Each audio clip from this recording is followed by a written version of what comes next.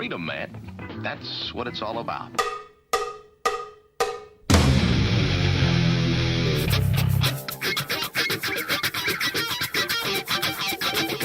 You've got to groove on freedom, like the good book says.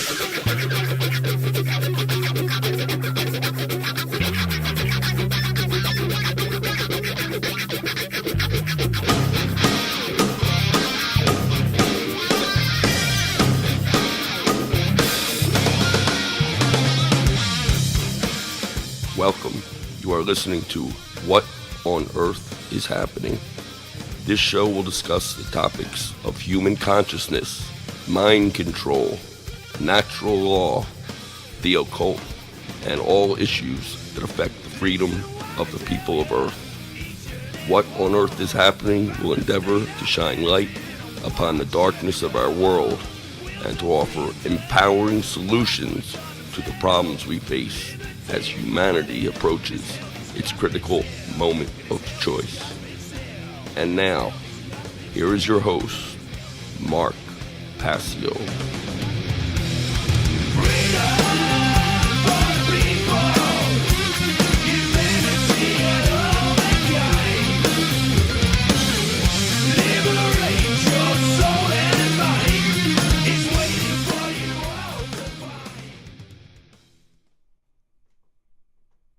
Welcome one and all, you're watching What on Earth is Happening. I'm your host Mark Passio. My website, whatonearthishappening.com. Ladies and gentlemen, government is slavery.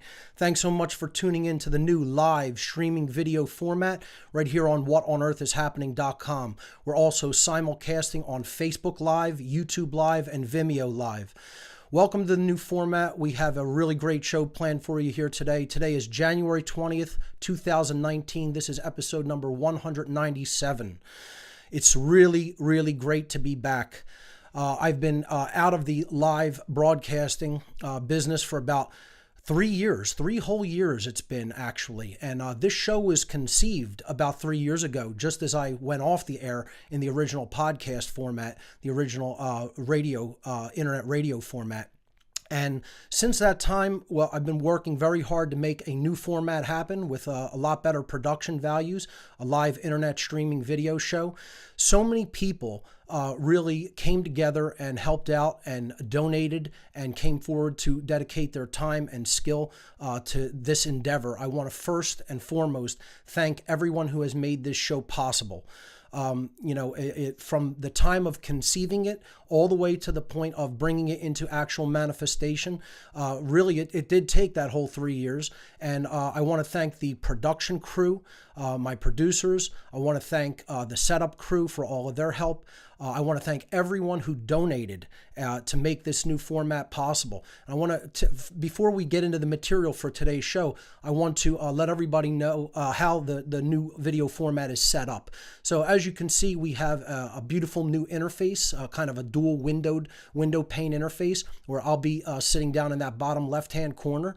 And then in the upper right-hand side, I'm going to be able to present anything that I want to show to the listening audience in there. So like we can show you my actual laptop, and I could present slides in there to do actual live presentations. We can put videos in there and let you see videos in real time or play audio.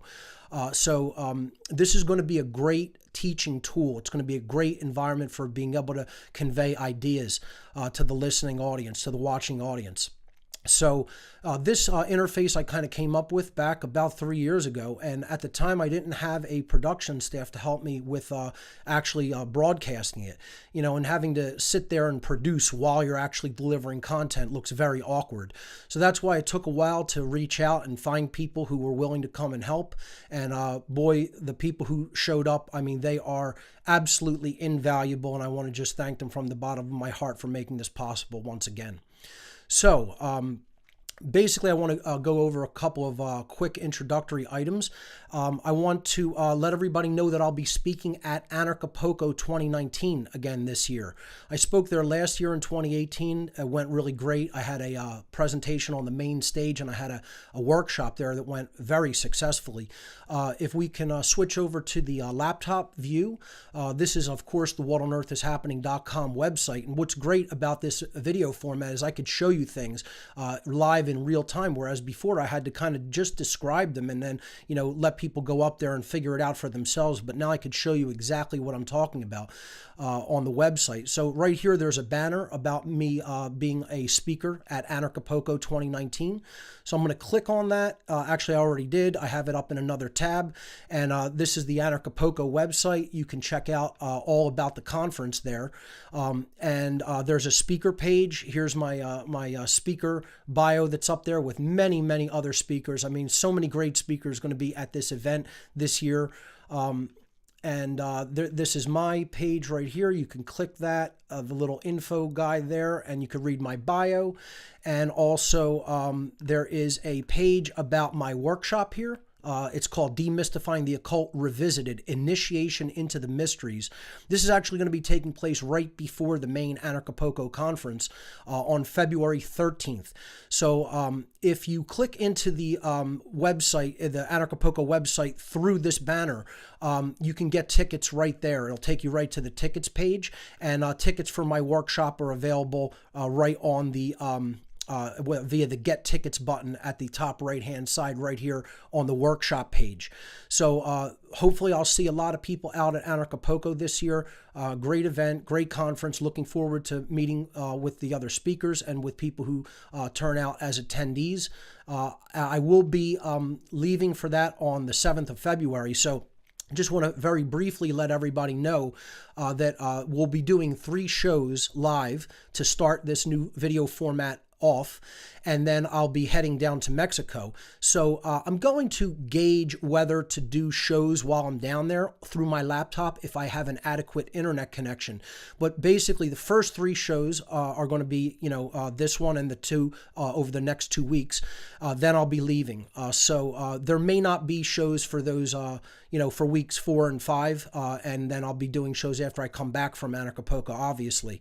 But again, I'll be assessing whether I could do shows live from down in Anarchapulco, maybe even bringing on a couple of the speakers to interview while I'm down there.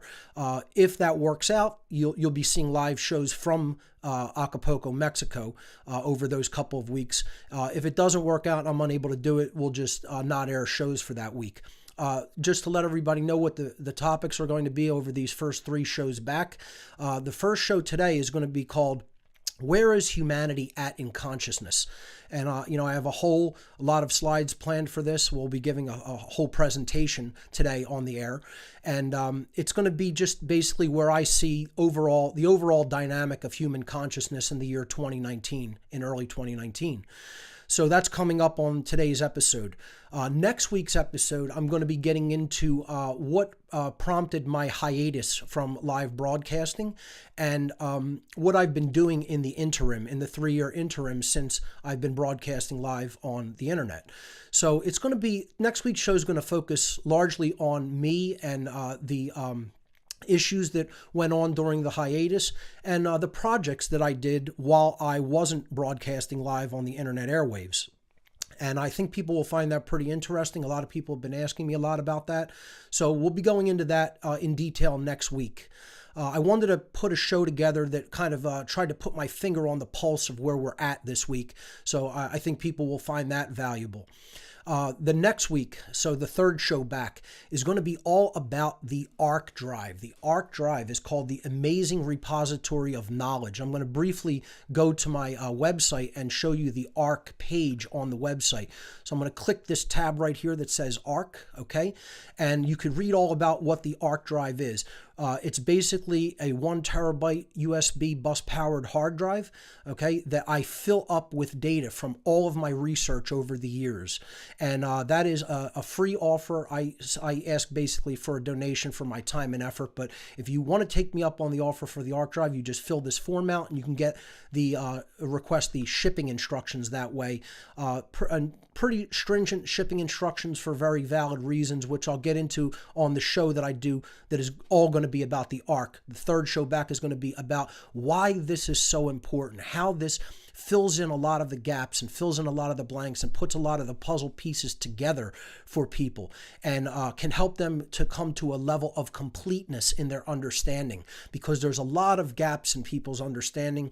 There's a lot of gaps in their knowledge base about what is really taking place in our world, and that's why they're not going all the way. That's why they're not getting the true, full, holistic picture. And that's what I think the ARC drive can help to do in a very, very significant way. At least the people who have taken me up on the offer have said it has really helped them, plug basic holes in their worldview picture and help them to understand much more fully what is really taking place around us. So that's going to be the third show back.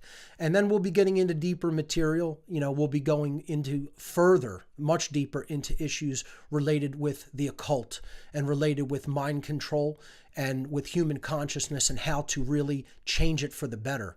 That's what this show has always been about, as we'll be seeing as we go deeper into today's show. So I think that covers the basis for basically what I wanted to get into regarding any kind of announcements and preparation. So I think we're set to just jump into the material for today's broadcast, okay? So I'm going to start the presentation slides. We can cut back to the laptop. And of course, this is the new live streaming video format for What on Earth is Happening. Again, people have to be aware that this is most certainly a continuation of the former podcast series, okay? So today is going to sort of be like a reintroduction to the show and what I do here. And it's going to be more about like where I see humanity at and headed, okay? And what we have to really do and do within ourselves to really create much more positive and lasting change if we want to see that happen in the world, because we have a long way to go and a lot of work to do on our personal spiritual journey and on our journey to end slavery on this planet and create a society based in voluntary interaction and true human freedom. So one of the things I also don't want to forget is that we are going to take calls on this subject matter and really anything else that the viewing audience wants to discuss. You can actually go to whatonearthishappening.com/show if you're not already there and click on the call-in link at the bottom of that page. And basically that call-in link will take you into a Discord call-in room, a chat room. Basically, Discord is like Skype on steroids. That's how I kind of describe it. It's a chat application that was originally introduced for gamers to chat back and forth while they're playing video games, but it kind of evolved into a lot more than that, where you can set up live chat servers and voice rooms. So that's basically what I did. I set up a call-in room, and basically you can read the instructions when you get into that room, and basically that's how you're going to call in. What this is different, how this is different from how I used to take calls in the past, is it doesn't require any calling through a phone. So no international calling required if you're calling from another country. You don't have to rack up tolls to call into the show. This is all done just through, voice over the internet. So really efficient way of doing it. I think people will find it really that it works very well when they try it out. I highly recommend to use the actual Discord app. You can get that from discordapp.com. So that being said, we're going to jump into the topic, which is what is the state of humanity? Where are we at in human consciousness? Okay. So, we're talking about the overall masses of people in the aggregate now, okay? We're not talking just about individuals. We're talking about how the individuals come together to form what you might call a mass mind. Where is the mass consciousness of humanity at? Okay, now, 3 years have passed since I've really commented on this in a big way, at least in a live format. I've done many interviews in that downtime. I've done some presentations in that downtime, but really, I think that my take on human consciousness has been sorely missing. I think there's a lot of shows out there that don't hit upon what really is going on beneath the surface. They cover the 3D world aspects of things, they cover, the political and the financial machinations. They, cover the effects, well, as I like to say, the realm of effects, the plane of effects. See, what we do here is a little bit differently, and we get into the causal factors. That's what sets what on earth is happening apart. So if we switch back to the presentation slides, what we're really talking about is on an individual level, where is most people's mindset at, okay, in the aggregate? See, because the individuals comprise the whole, so if we change ourselves, then we're going to be contributing to a change on a mass scale. And here's the problem. This is the problem with humanity, where we're at, where we've been at. I think it's getting worse and not better. I think, 10, 12 years ago, when I first started this endeavor, I started this about, 11 going on 12 years ago now, publicly anyway. I think we were in a better position, quite frankly. I think individual consciousness was in an actual better position compared to where it is today. And I'm going to get into the reasons for that. Okay. We have to understand that most people are in a place where they want change to occur on the external level, in the realm of external manifestation, but they don't really want to change who they are, how they think, how they behave. They think they're quite okay, just the way that they are in most cases. And, the New Age and spiritual communities are often too quick to tell them, oh, you're fine, you're perfect just the way you are, okay? But yet, that's not really the case. We have a lot of personal growing and personal shadow work to do upon ourselves. And many people are loath to do that internal work, especially in the so-called truth and freedom movement. You see a lot of people who, they want to see the change happen on the external level, but they don't want to work upon themselves to make that change happen because they don't really understand the first principle of natural law, which is the principle of mentalism. Everything is ultimately mental. And then the second principle, this principle of correspondence, is that which is below is like to that which is above, and that which is above is like to that which is below. So as we change things on an individual level, we are helping to change things on the aggregate or the collective level. And this is what a lot of people in the so-called freedom movement, which I say there is no real freedom movement, there's only a my freedom movement, people wanting different levels of freedom just for their own selfish gain and personal interest. But on a mass scale, as far as humanity goes and ending human slavery, there's very little in the way of an actual freedom movement still to this day, unfortunately. And, people have to understand that the real change has to happen inwardly. That's where this battle really is at. It's in changing your own consciousness. It's in changing your own awareness, your own understanding of what the real causal factors are. So moving to the next slide, unfortunately, people, this is what I actually think of the human condition. This is where humanity is really at as an overall condition in the aggregate sense. And I know people will say, oh, Mark, you're so negative. It's such a condescending way of looking at humanity. But unfortunately, it's exactly true. Okay. And, people will say, oh, this is going to turn people off. So I'm doing it at the very beginning of the new broadcast. I'm trying to explain to people and show to people that I don't really care what anybody thinks about the information that I'm presenting. Okay. I'm not interested in the human reaction to what I'm saying, because if you're just reacting to what I say, you're not paying attention and listening to whether the information that I'm telling people is actually true or not, which is all that ultimately matters. So this is part of falling prey or falling victim to what I call emotional mind control, which I want to see. A lot of people are like, just address people in a more gentle way. It's probably never going to happen with me, folks. This is probably about as gentle as you're ever going to see me get. Okay, I am not here to be gentle with people and be their friends. I've said it endlessly, an infinite number of times. I'm here to speak harsh reality and tell people the absolute bitter truth about what is really going on this planet. I'm not here to hold people by the hand, pat them on the back, say how great of a job they're doing when slavery is continuing and growing worse. Okay, I'm here to explain to people what is actually required, the requirements to making a change for the better happen on a mass scale.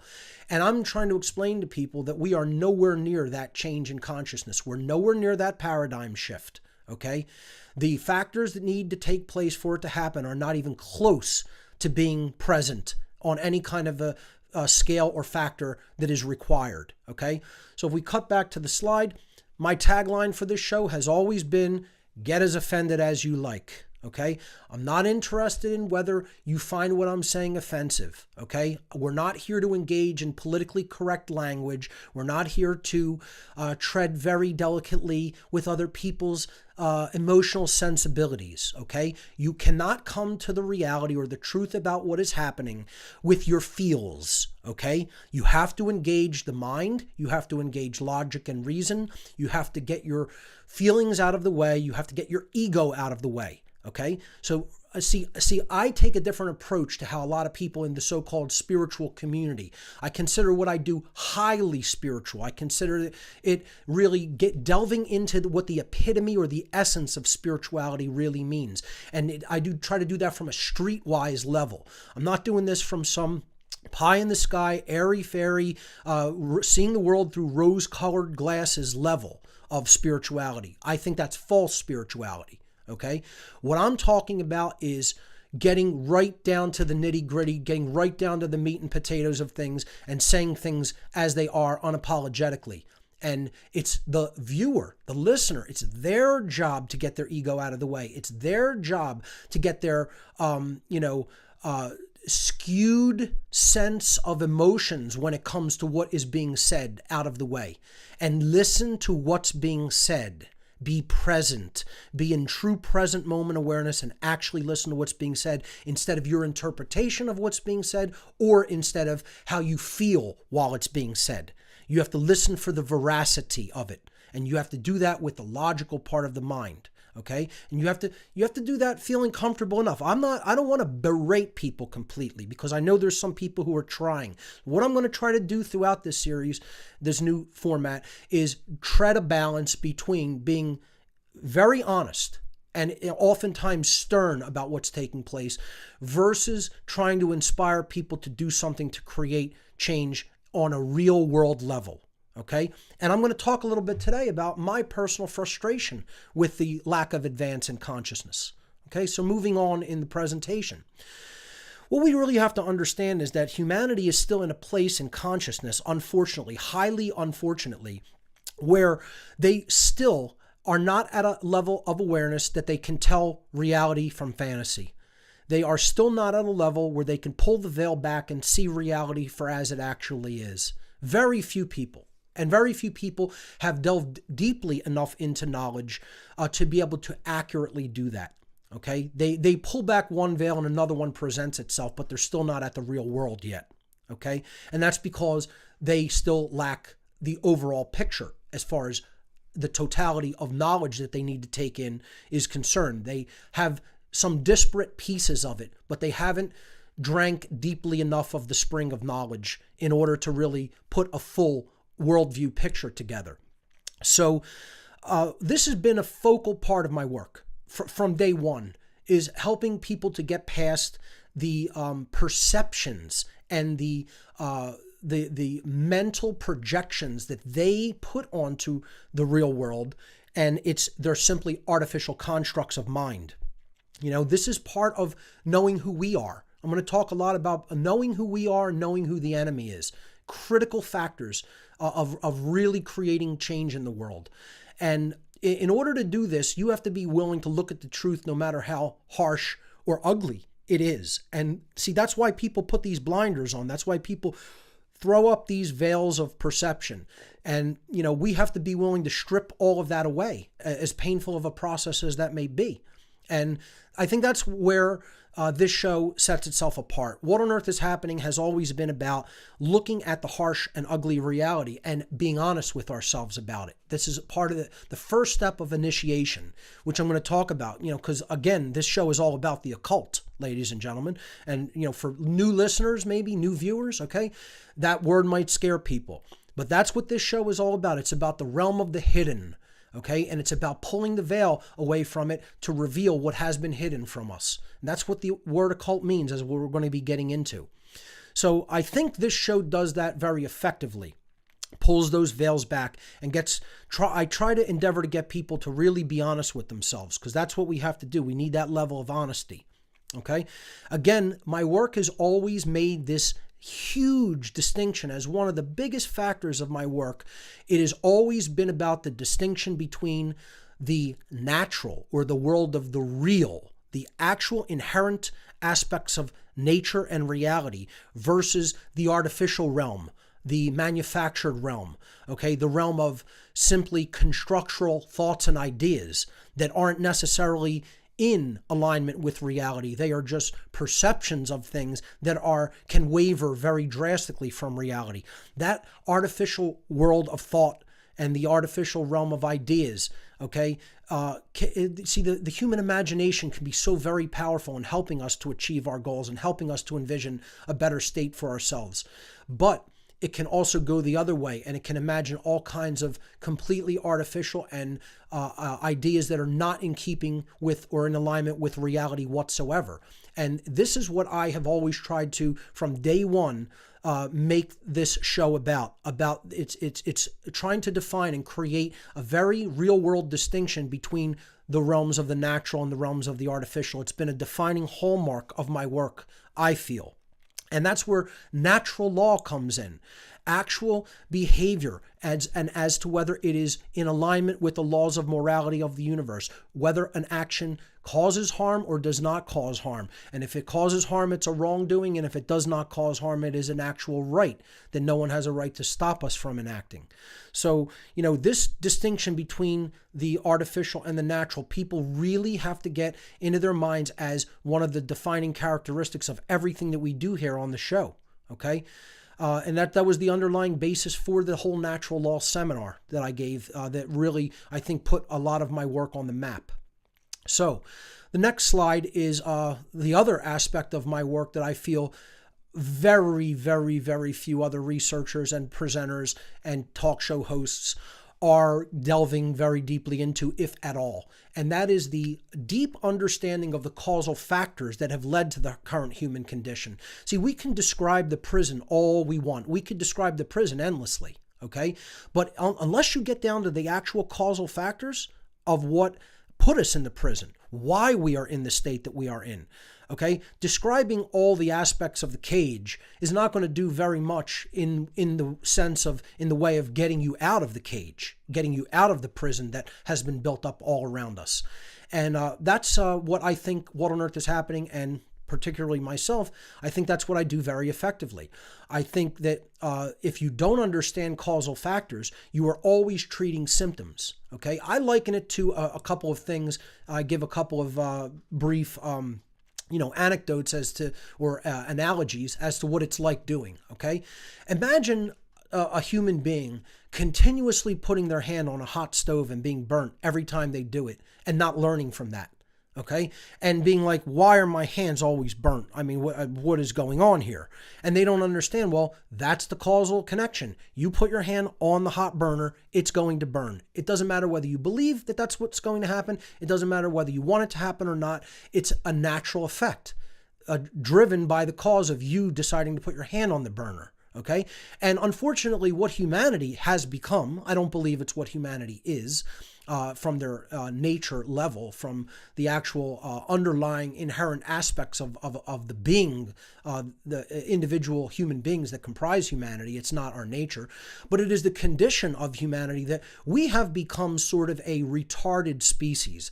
And when I say retarded, I'm not using that in a derogatory way to people who have certain conditions of, the brain and nervous system. I'm talking about that we are slowed down in our processing and understanding. The word to retard means to slow down if you look it up in a dictionary, okay?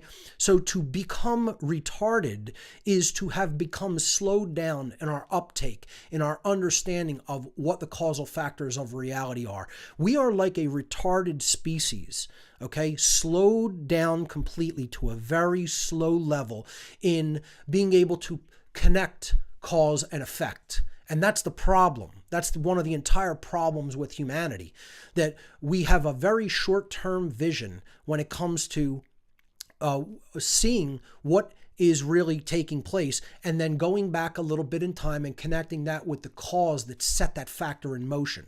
Okay, so in occult terms, when you study this from occult philosophical perspectives, you will realize that this is part of what is called, in Hermeticism particularly, the law of cause and effect. And if you study that, they break it down into two planes, or two aspects of reality, you could say. There is the plane of effects, and that is the realm of manifested reality. Okay, this is where, things have actually come into physical manifestation in the 3D world. Okay, that's the plane of effects. Once something has come into manifestation in the 3D world, okay, it's what is. It's what is. It has become the truth. It has become the reality of what is. Okay, you cannot affect change from that level of reality because the manifested result is already there. Okay, so if you want to affect change, you have to affect it from the causal level of reality. You have to get down to causality. What made that effect in the real 3D world, in the realm of manifestation, happen? And we have to analyze those causal factors. Well, everything starts in the mind, since everything that comes into 3D manifestation had to exist as a thought or an idea first. Okay, so you have to understand the principle of mentalism, and then you understand the causal factors, or the principle of cause and effect. When you understand the principle of cause and effect, you're going to invariably start to get into natural law and behavioral consequence. Okay, if we behave a certain way, that's going to be the causal factor, and then that's the why that underlies and precedes all physical world manifestation. Okay, then that behavior sets a series of events into motion, and it becomes a manifested reality in the 3D world at a later time, in the plane of effects. See, we're stuck as a species in the plane of effects. We think we're going to rearrange all the deck chairs on the Titanic and somehow stop the ship from sinking, when what we need to do is back up and prevent it from hitting the iceberg. Okay, this is the whole entire problem with the way humanity thinks. Okay, we think we're going to do something in this 3D manifested reality realm of things that have already happened without changing who we are in our mind and in our heart. Okay, and magically the world's just going to change because we wish it to and want it to.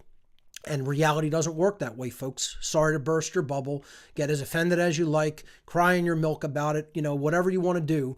Okay, but we have to become adult about this and understand that we have to get down to the causal factor level of reality, the plane of causality, to understand the why that precedes manifestation. And that's what this show has been about since day one. All power to affect change lies in the realm of causality. No power to affect change lies in the realm of effects. Okay? Unfortunately, that's where human consciousness is trapped, in that realm of effects. It needs to get down to that deeper level of awareness to get to the plane of causality and understand the causal factors.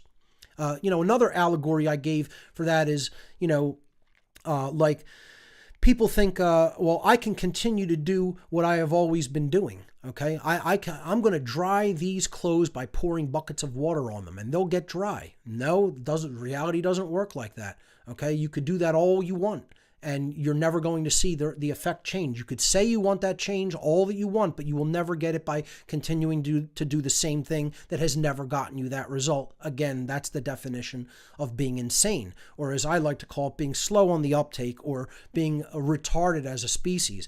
That's where humanity is at right now, unfortunately. So again, what we talk about here on What on Earth is Happening is the world of the occult. And again, this is an off-putting word for a lot of people who aren't familiar with my work already.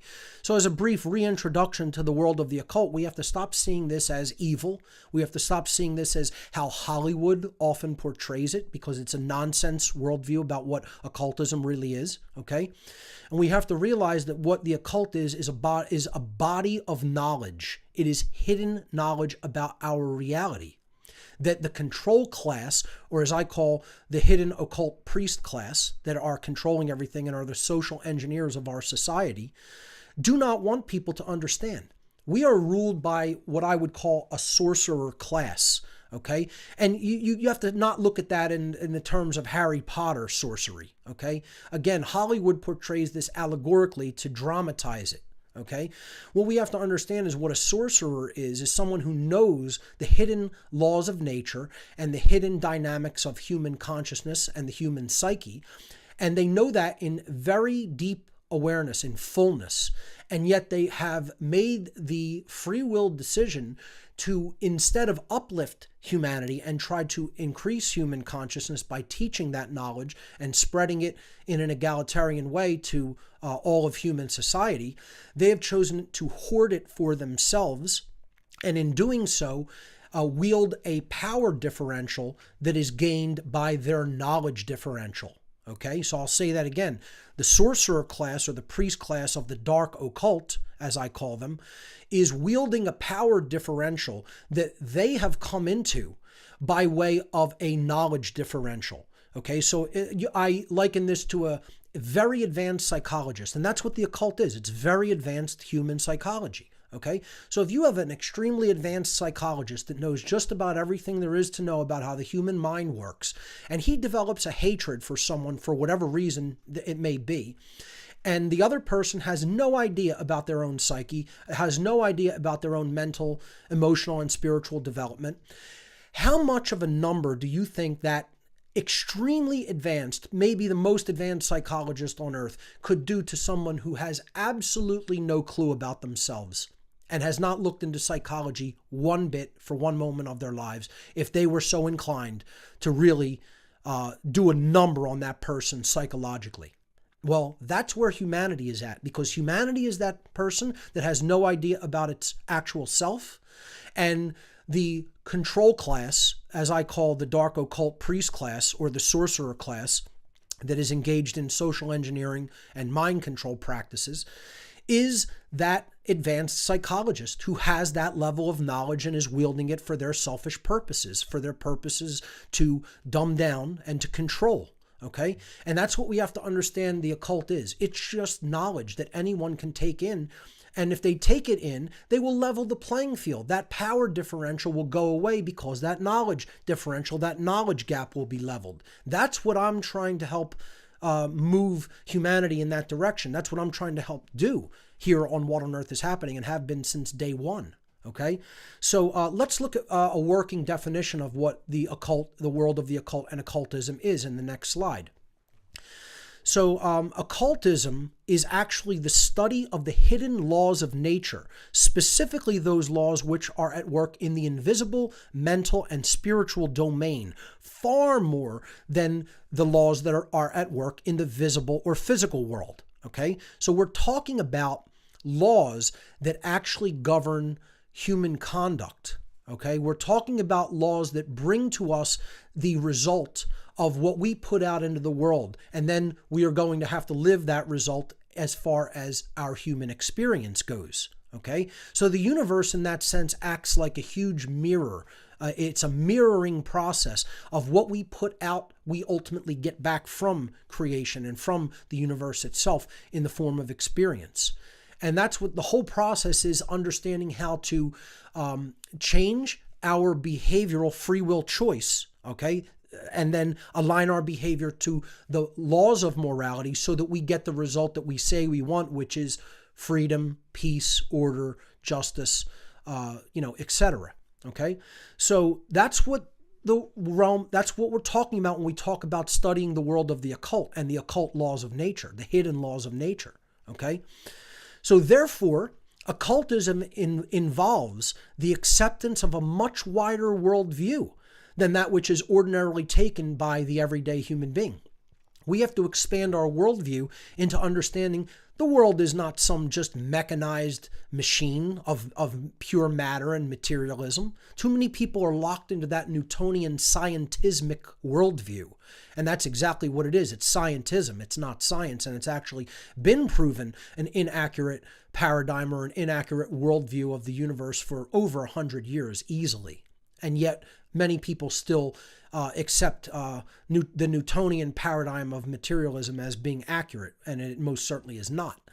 So, we have to understand that there is a living dynamic intelligence that underlies everything in nature, in the natural world, and that is the power of mind. Okay, whatever you want to call that, the creative force, God. I'm perfectly comfortable with that term. Many people are not, and I could care less whether anyone is or not. It's your personal choice whether to be comfortable with that. But there is a living dynamic intelligence that underlies everything, and that is pure consciousness, and that is what gives rise to physical form through vibratory energy. And when you study deeper into the realm of the occult, which is not a religion, it is hidden science. It is absolutely provable hidden science. When we delve into new sciences that are emerging, including quantum mechanics, new physics, new biology, epigenetics, we find that all of these aspects that have been discussed regarding consciousness in the realm of the occult and occultism teachings throughout history have been borne out to be true in modern science. True modern science, not the world of scientism. And this is the merging that is very, very slowly happening between the realms of science and spirituality. And I'd like to see that advance and move faster, but unfortunately, much of humanity is just still too stuck in ego, as we're going to be talking about here today. An occultist, the definition of an occultist then may be defined as those who study all of the laws of nature, not just the physical laws, but the physical and spiritual dynamics that are inherent in the natural world, both those that are readily seen and those which are much more difficult to see with simply the physical eyes or with the measuring instruments that we use as part of scientific instrumentation alone. Okay, so that's what the occult is. It's a holistic worldview of understanding and knowledge. And too few people have delved deeply into it. That's why we're in the situation that we are. The worst of our species has delved into it in a deep way and has used that knowledge to basically keep humanity under its thumb. And what I'm attempting to do is to inspire people to become what I call de-occultists. See, as long as the realm of the occult, the realm of hidden knowledge and hidden science and hidden psychology remains hidden, as long as it remains occulted. Again, the word occult comes from the Latin occultare, which means to hide or to conceal. Okay, as long as it stays hidden, slavery is going to continue. We're not going to have any kind of a paradigm shift in consciousness that leads to true human freedom as long as the occult remains the occult. So I'm trying to inspire people to look into this world of hidden knowledge and to understand it at a deep fundamental level. When we do that, we're going to start to understand ourselves more, because that's what this is all really about. The occult is actually a deep study of the self. That's what human psychology is. And this is hidden human psychology. Okay, so we have to become those master psychologists through our study of the world of the occult. Then when we do that, then we're going to see the playing field start to level on a worldwide basis. And we're going to see the ability of people to really take an empowering charge over their lives and get out of this control that we've all been put under, specifically the mind control that we've been put under. We're going to see that be able to be done far more effectively as more people study this knowledge. Moving to the next slide, unfortunately, we don't have that right now. We have what is akin to chess pieces being moved on a giant board that represents the earth. And, you could say that this is between the forces of good and evil, okay? And unfortunately, evil's kicking good's ass right now, okay? Good hasn't even sat down at the board, that hasn't learned the rules of the chess game and hasn't shown up to play. And the evil side is basically the chess master that is running rampant on the other side, okay? And if we want to change that, if we want to see any headway being made, we have to start to really get down to the underlying causal factors of this game and understand its rules. And that's what natural law is, okay? And this is something that so many people are so loath to do. They're so loath to getting down to those causal factors. They think they're just going to analyze things endlessly to death from the 3D perspective and never go into the mental and spiritual aspects of this. Okay. And they're going to change things by putting new people in office. They're going to change things by putting a new financial system in, and everything's going to be hunky dory. And people's minds are going to be just as degraded and just as under mind control as they ever have been. And yet we're going to have a wonderful new reality. Utter bunk bullshit. Okay? Get as offended as you like. There is no way to change reality from that level of ignorance, from non-awareness, okay? You're just going to be a chess piece being moved on the board instead of a grand champion who's actually really changing the reality by really moving the pieces, okay? And we're going to continue to get our asses kicked and handed to us as a result of that level of ignorance. So we have to become mature about this and understand we have a lot more work and a lot more knowledge to take in. And again, that's why I'm going to keep re-emphasizing on this show, okay? Go back to all my former podcasts, okay? Listen to them all 196 of them that precede this one in order, okay? You need to do that to get the big picture, to get the worldview picture established that you need to understand material going forward. Okay, there are prerequisites for the knowledge I'm going to be talking about, and they're in the podcast. whatonearthishappening.com/podcast, or just hit the podcast tab or the podcast button on the left-hand side of the site. Okay, and that's going to take time and attention. These are the spiritual currencies. I find that most people who really lay hard into my work and say, I don't like Passio, I don't like what he does, this and that, they haven't listened to the material in its fullness. They've listened to bits and pieces on YouTube. Okay. And if you do that, you are not going to understand what I'm really talking about. Okay. I'm trying to explain to you, you go to YouTube and listen to some Mark Passio videos, you'll get a tiny bit of what I say, but you are not going to understand the totality of the picture. You're going to get the totality of the picture from my podcast series, the audio and the associated images and documents that go with the podcast audio series. You can get that on my gifts area of the website, the podcast flash drive, which I make available, which has all 196 episodes with all of the images and documents that go along with it on one flash drive. Okay, so you can get that on the gifts area. Okay, so going back to the slides, I just want to let everybody know, in order for us to really change from being a piece moved on the board to being the chess champion that's going to really change the nature of the game, much, much more deep level knowledge is required. And most people aren't there. They have studied cursorily. They have looked at things at a very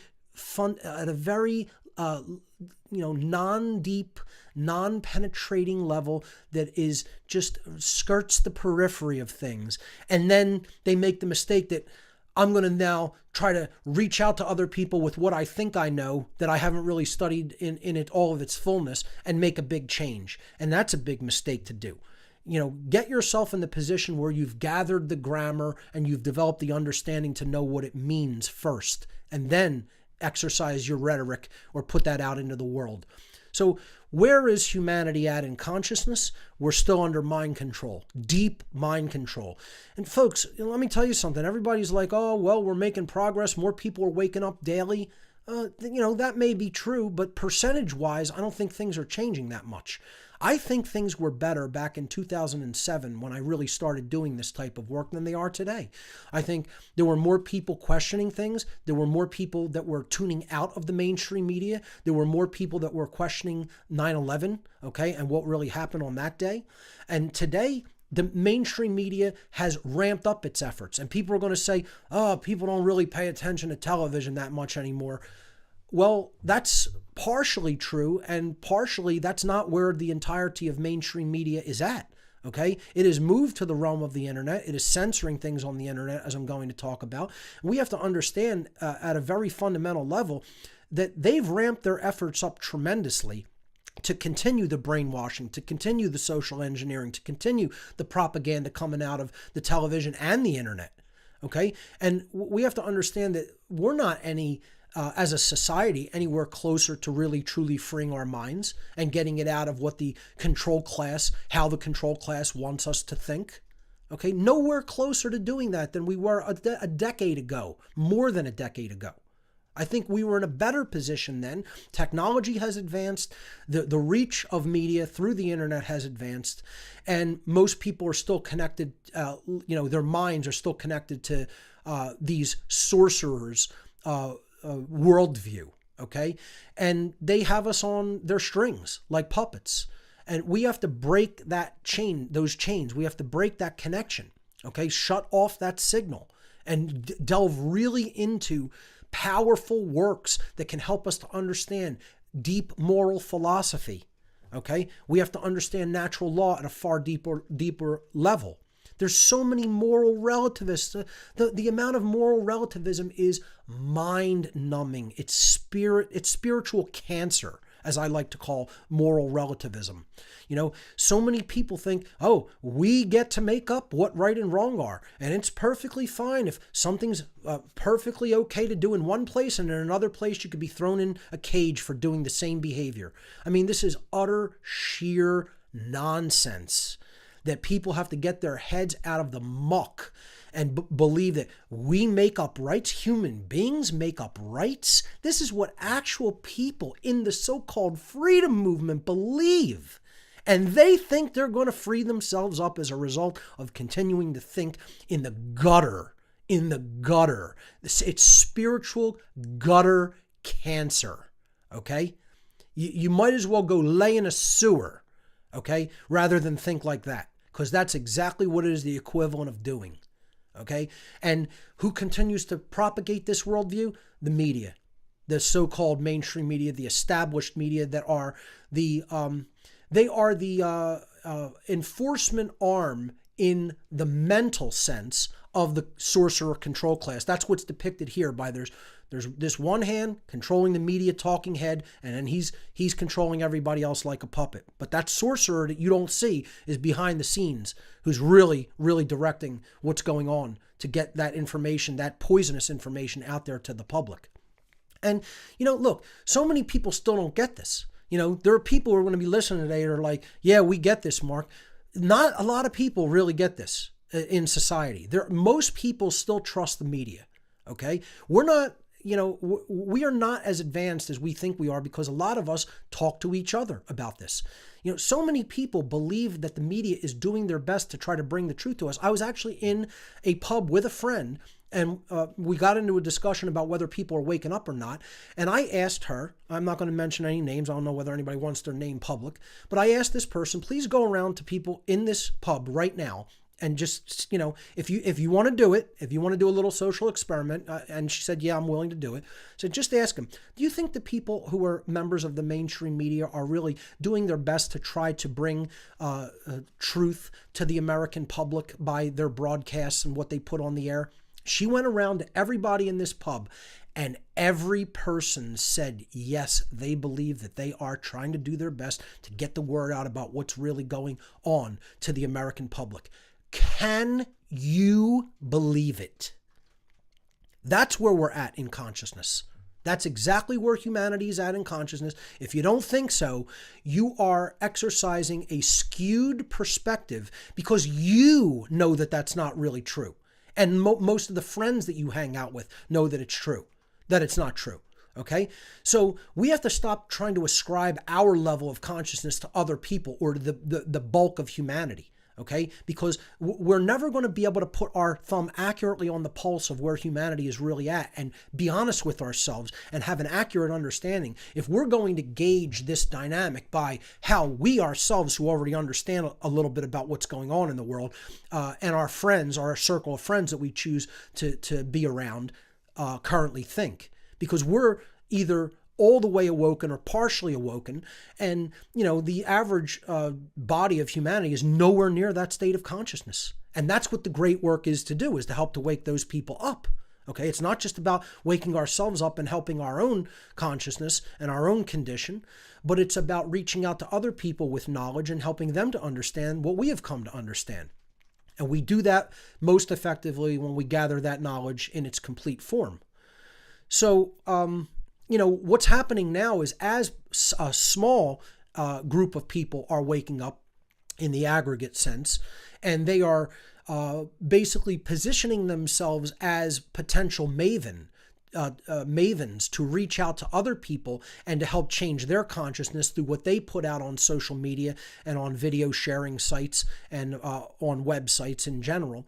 We are seeing a pushback by the established mainstream media and the established technological giants in the tech sector. We're seeing an effort to censor the free flow of truth. And this is a very dangerous game that's being played, folks. Okay? And look, I don't care why people think they're doing it for political reasons or to silence Trump supporters or whatever, to silence people who want to, buy into this left-right nonsense worldview that I'm going to talk about, okay? I could care less about the political aspects of it, okay? Because it's all bunk nonsense. Politics is slavery. Government is slavery, okay? We need to stop euphemizing it and call it what it is, human slavery, okay? So people need to know right up front, for people who may be new listeners to the show, I support no politicians. I support no aspects of government. I am a radical spiritual anarchist. And anarchy means no masters, no slaves. I am against the dynamic of slavery in all of its forms because slavery is an abomination unto creation. I stand for free will above all else. And I stand for free will in alignment with the laws of morality, of creation, which is what natural law is. Okay? That's what spiritual anarchy is all about. Okay? Natural law-based spiritual anarchy. That's the natural condition of humanity, not the artificially inspired condition of government slavery that we are put in through completely erroneous dogmatic worldviews and beliefs. Okay?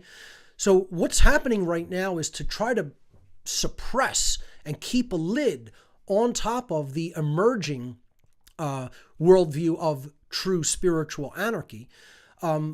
And not just that, just even like anything that conflicts with the established power hierarchies, political power and worldview that they want to propagate out to the world. They are trying to literally censor the free flow of thought by shutting people's social media sites down, YouTube channels down, websites, etc. Okay? And let me tell you something, folks. Once it gets to the point where speech is starting to be shut down, hot war is right around the corner. And if you don't think so, just start to look at where human history has taken us to this point. And I'm telling you, this is one of the most dangerous things that could possibly be done by technological giants, by the social engineers, by these tech companies themselves. They don't understand the can of worms, the Pandora's box that they are opening up that will not, what they make pop out of that box will never be able to be put back in. I'm telling you, it's not going to cause anything but chaos, suffering, and death for humanity, okay? It's like we need to really champion the idea of freedom of speech and let the ideas flow freely so that we can have engaged discourse about this stuff, okay? And, that doesn't mean just let people bully people and say, you're going to live under our worldview and our political paradigm whether you want to or not. We have to have a discourse about what real free will is. We have to have a discourse about what a real voluntary society is and would look like. And show people that that is the better way of living in the world. And it is the right way of living in the world. It's not just better, it's the right, correct, moral way of living in the world. It's the only moral way of living in the world. Okay? So, the censorship thing makes me probably the most upset and borderline, violent / ultra angry than almost anything else, because it's like that's the point where I say it may need to go hot when you start taking people's freedom of speech to communicate ideas that can change consciousness away. Then you're leaving only one option, and that's physical rebellion, and that should never be taken off the table and ruled out either. We have to always keep that self-defensive option on the table when it comes to tyranny of government. And people who think that that's not possible or could never happen, you're also delusional and kidding yourself. We went into a whole section on the psychological fear of self-defense and rebellion in former episodes, and we may revisit that again in future episodes. But let me tell you something. One thing I do know is the thing that's going to bring that negative eventuality, which I'm trying to avoid by explaining to people how you can do this in consciousness, okay, and how you could do this in your care-based emotions for truth. Okay, your care for truth, and then getting that out there to other people. That's one of the highest forms of love that you can put out into the world. Okay. But if it's not done that way and we make it impossible and technology and the people who are controlling that and, the people who are in the mainstream media and the people who control them try to make that change impossible, as Kennedy said before he was assassinated, those who make peaceful revolutions impossible will make violent revolutions inevitable. And that's what I absolutely see as a potentiality if this censorship continues and grows worse. So, the people who want to open up that can of worms, I'm telling you, it's not going to end well, and we have to really push back against that by putting more speech out there. And one of the best ways we could do this is to become technologically literate. We have to understand how technology works. Far too few people can do anything like what we're doing here on the airwaves today. Far too few people understand how to even make their own web page. The internet used to be an eclectic grouping of web pages with all different worldviews. And now it got compressed and compressed and compressed where we're herded into what is referred to now as internet ghettos. Okay, where we're fighting with, other strangers and trying to convince them of, that they should think like us instead of just putting the information out there. I want a lot of people to just put information out there into the world. Publish your findings and your understanding. That's what people who engage in science do. You do your experimentation, you formulate a hypothesis, you do your experimentation, and then you publish your results. Okay, this is what we need. We need more internet publishing. Okay, we need to become our own content creators. If you don't like the way somebody else is doing something, don't complain about it. Go do something yourself. And you need technical competency in order to do that. And that's the problem with the so-called freedom movement. We have too many armchair quarterbacks. We have too many backseat drivers. We don't have enough actual content creators doing the great work themselves. Stop doing this, start doing this. What are you going to do about it? How are you going to help make that change happen? Become technologically literate and get your voice out to thousands or millions of people. And the way to do that is to understand how to publish on the internet. All right.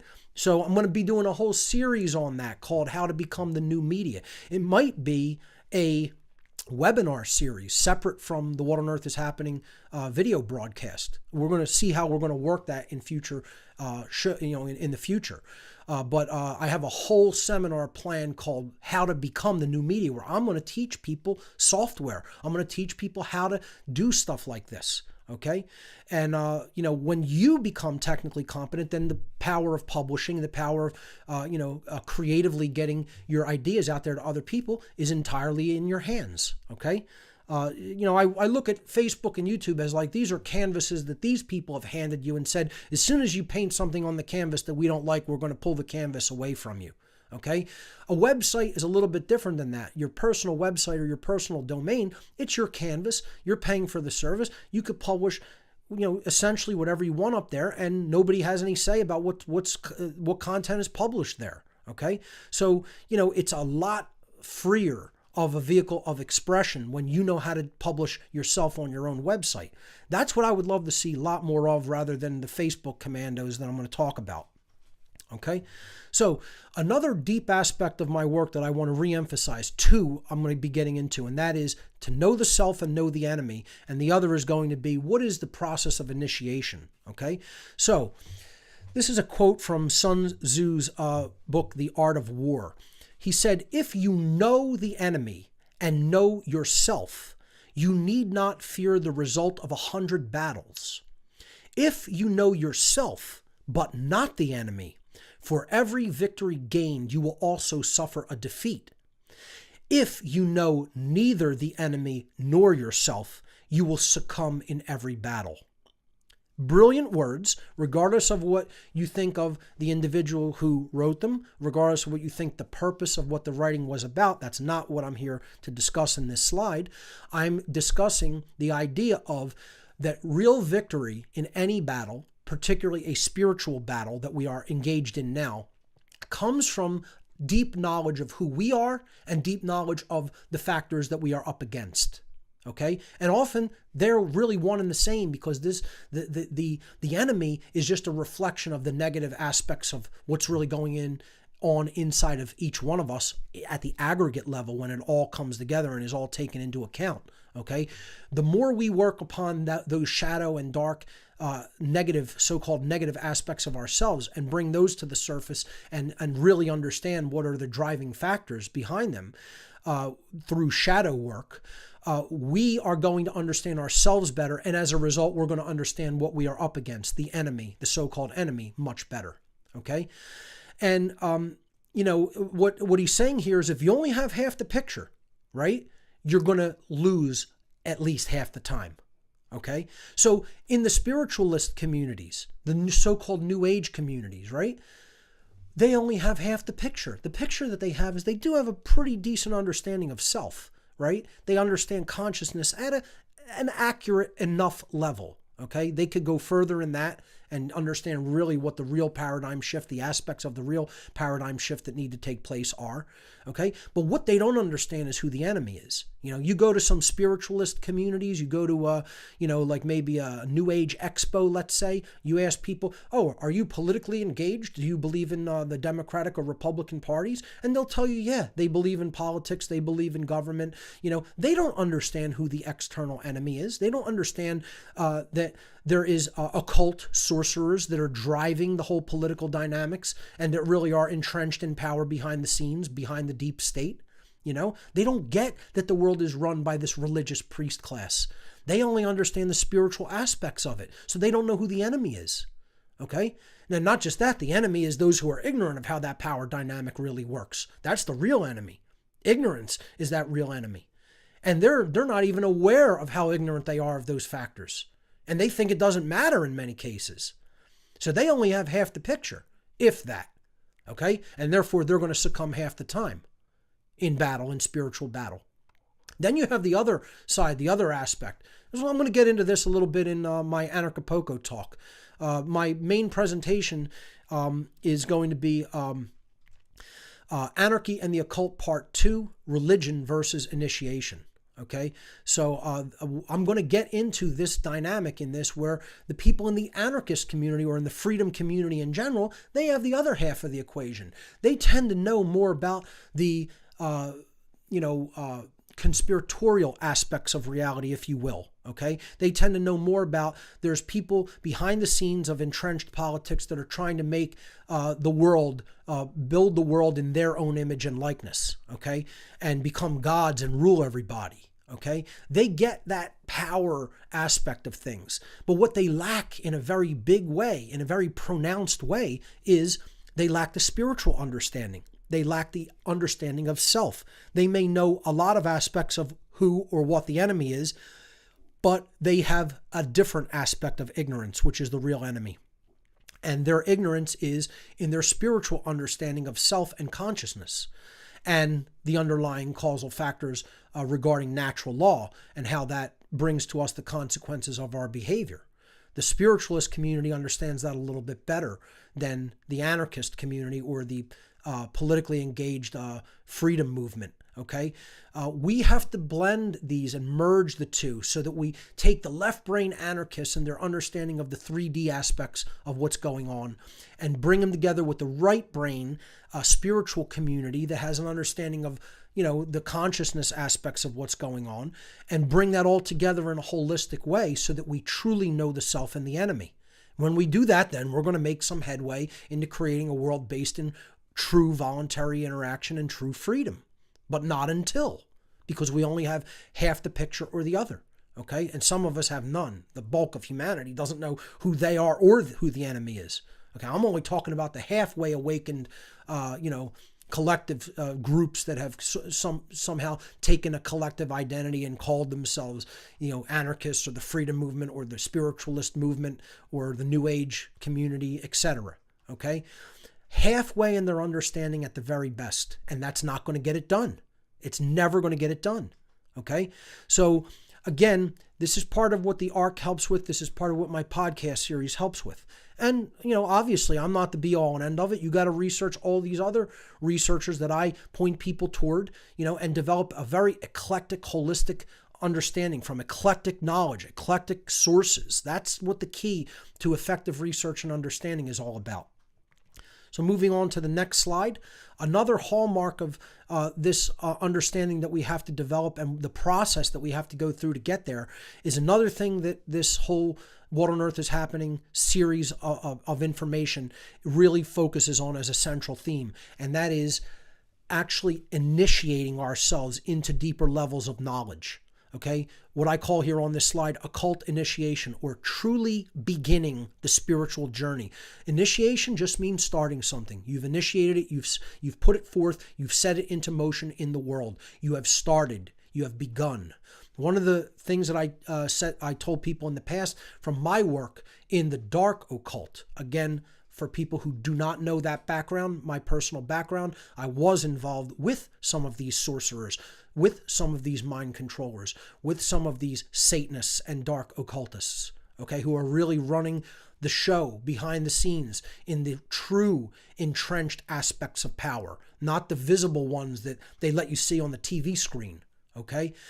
And during my time with them, one of the phrases that they called humanity, in addition to referring to humanity as simply the dead, yes, that is what they called people.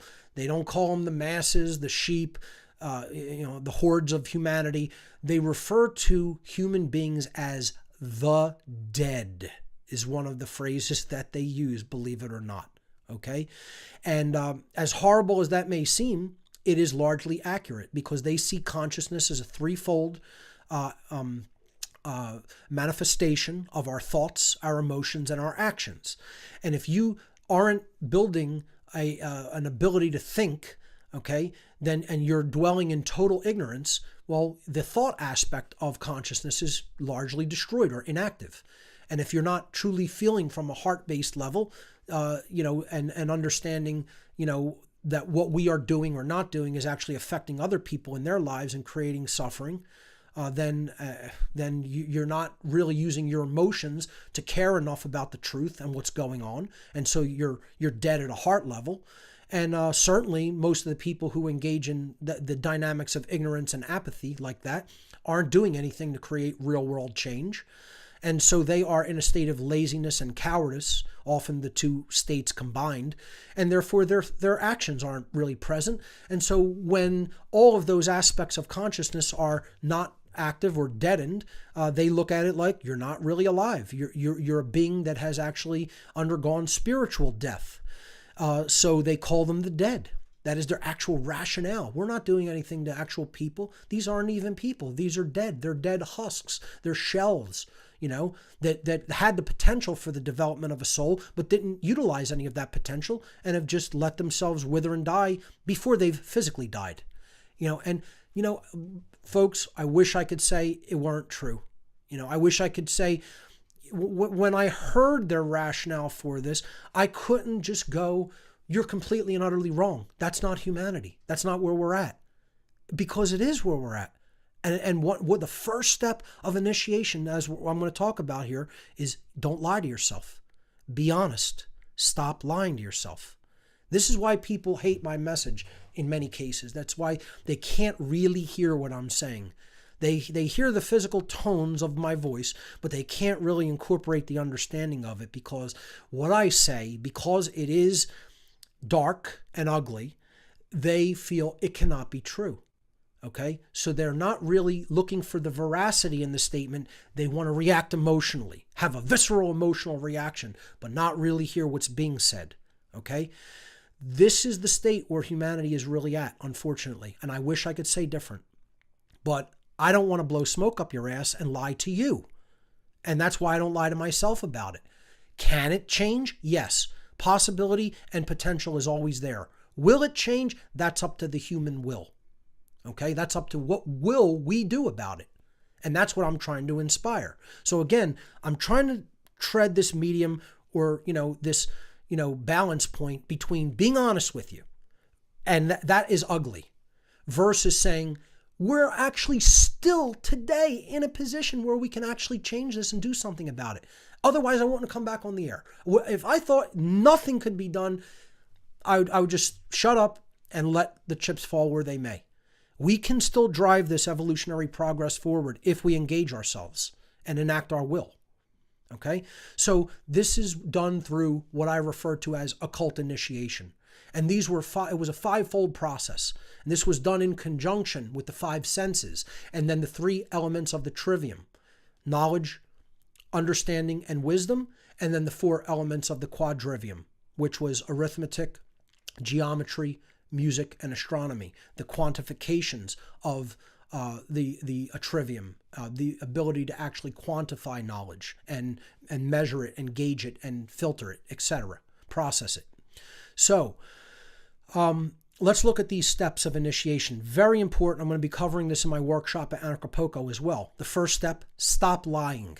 Now, this means stop lying to others, but first and foremost, above all other forms of lying, stop lying to yourself. You have to be honest with yourself about where you are and not be necessarily ashamed of that if it falls short of where you want to be and could be. And that's how you set a direction.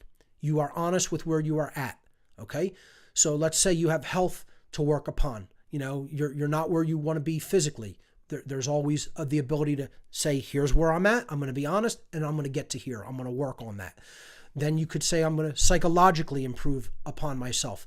And you have to know where you're at there and be honest with your assessment. And then you can move forward from that point. But you can't move forward from any point if you're lying to yourself, first and foremost. Okay? You can't tell the truth to others if you're lying to yourself. Okay? About where you are at and where humanity is at. And that's why a lot of the things I say on this show upset people. But that's where real care and love come in. You will say things that are upsetting to people if they are true. You will not hold back from the potential injury of their feelings to lie to them. This is what the mainstream media does. They want to talk to you in sweet, pleasant tones of their voice, dress all super professional in their three-piece suit, and then they're going to just absolutely lie. Every word that comes out of their mouth, tell you things that are not true, that are going to totally confuse you and bring you into a worldview that could never possibly lead to freedom. But they'll do it with the most pleasant tones of voice imaginable. Okay? What I'm here to do is shake you and take you out of that trance and say, it doesn't matter. Absolutely doesn't matter how someone says a message to you. That's emotional mind control if you think so. All that matters is whether the person is telling you the truth. You have to gauge the veracity, not how it sounds, not what they look like, not how it makes you feel because you're not comfortable with it. That's mind control if you respond like that. You are under mind control if you respond like that. And that's why a lot of the people who say I can't handle Passio. I don't like the way he delivers the message. Well, that's emotional mind control. You know, I could listen to people that are so boring and dry and repetitive and monotone. I could listen to people who are saying things in sweet, pleasant tones. I could listen to people who are angry the whole time they talk. You know, I try to balance and be honest emotionally with people.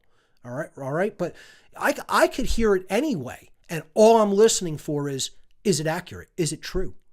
You know, and then I'm going to take what I can use from what's being said. That's real logical processing of information, okay? And that's what we have to learn to do as adult human beings. We have to teach that skill to our children so then they can grow up to be human beings that engage that true dynamic of truth discovery.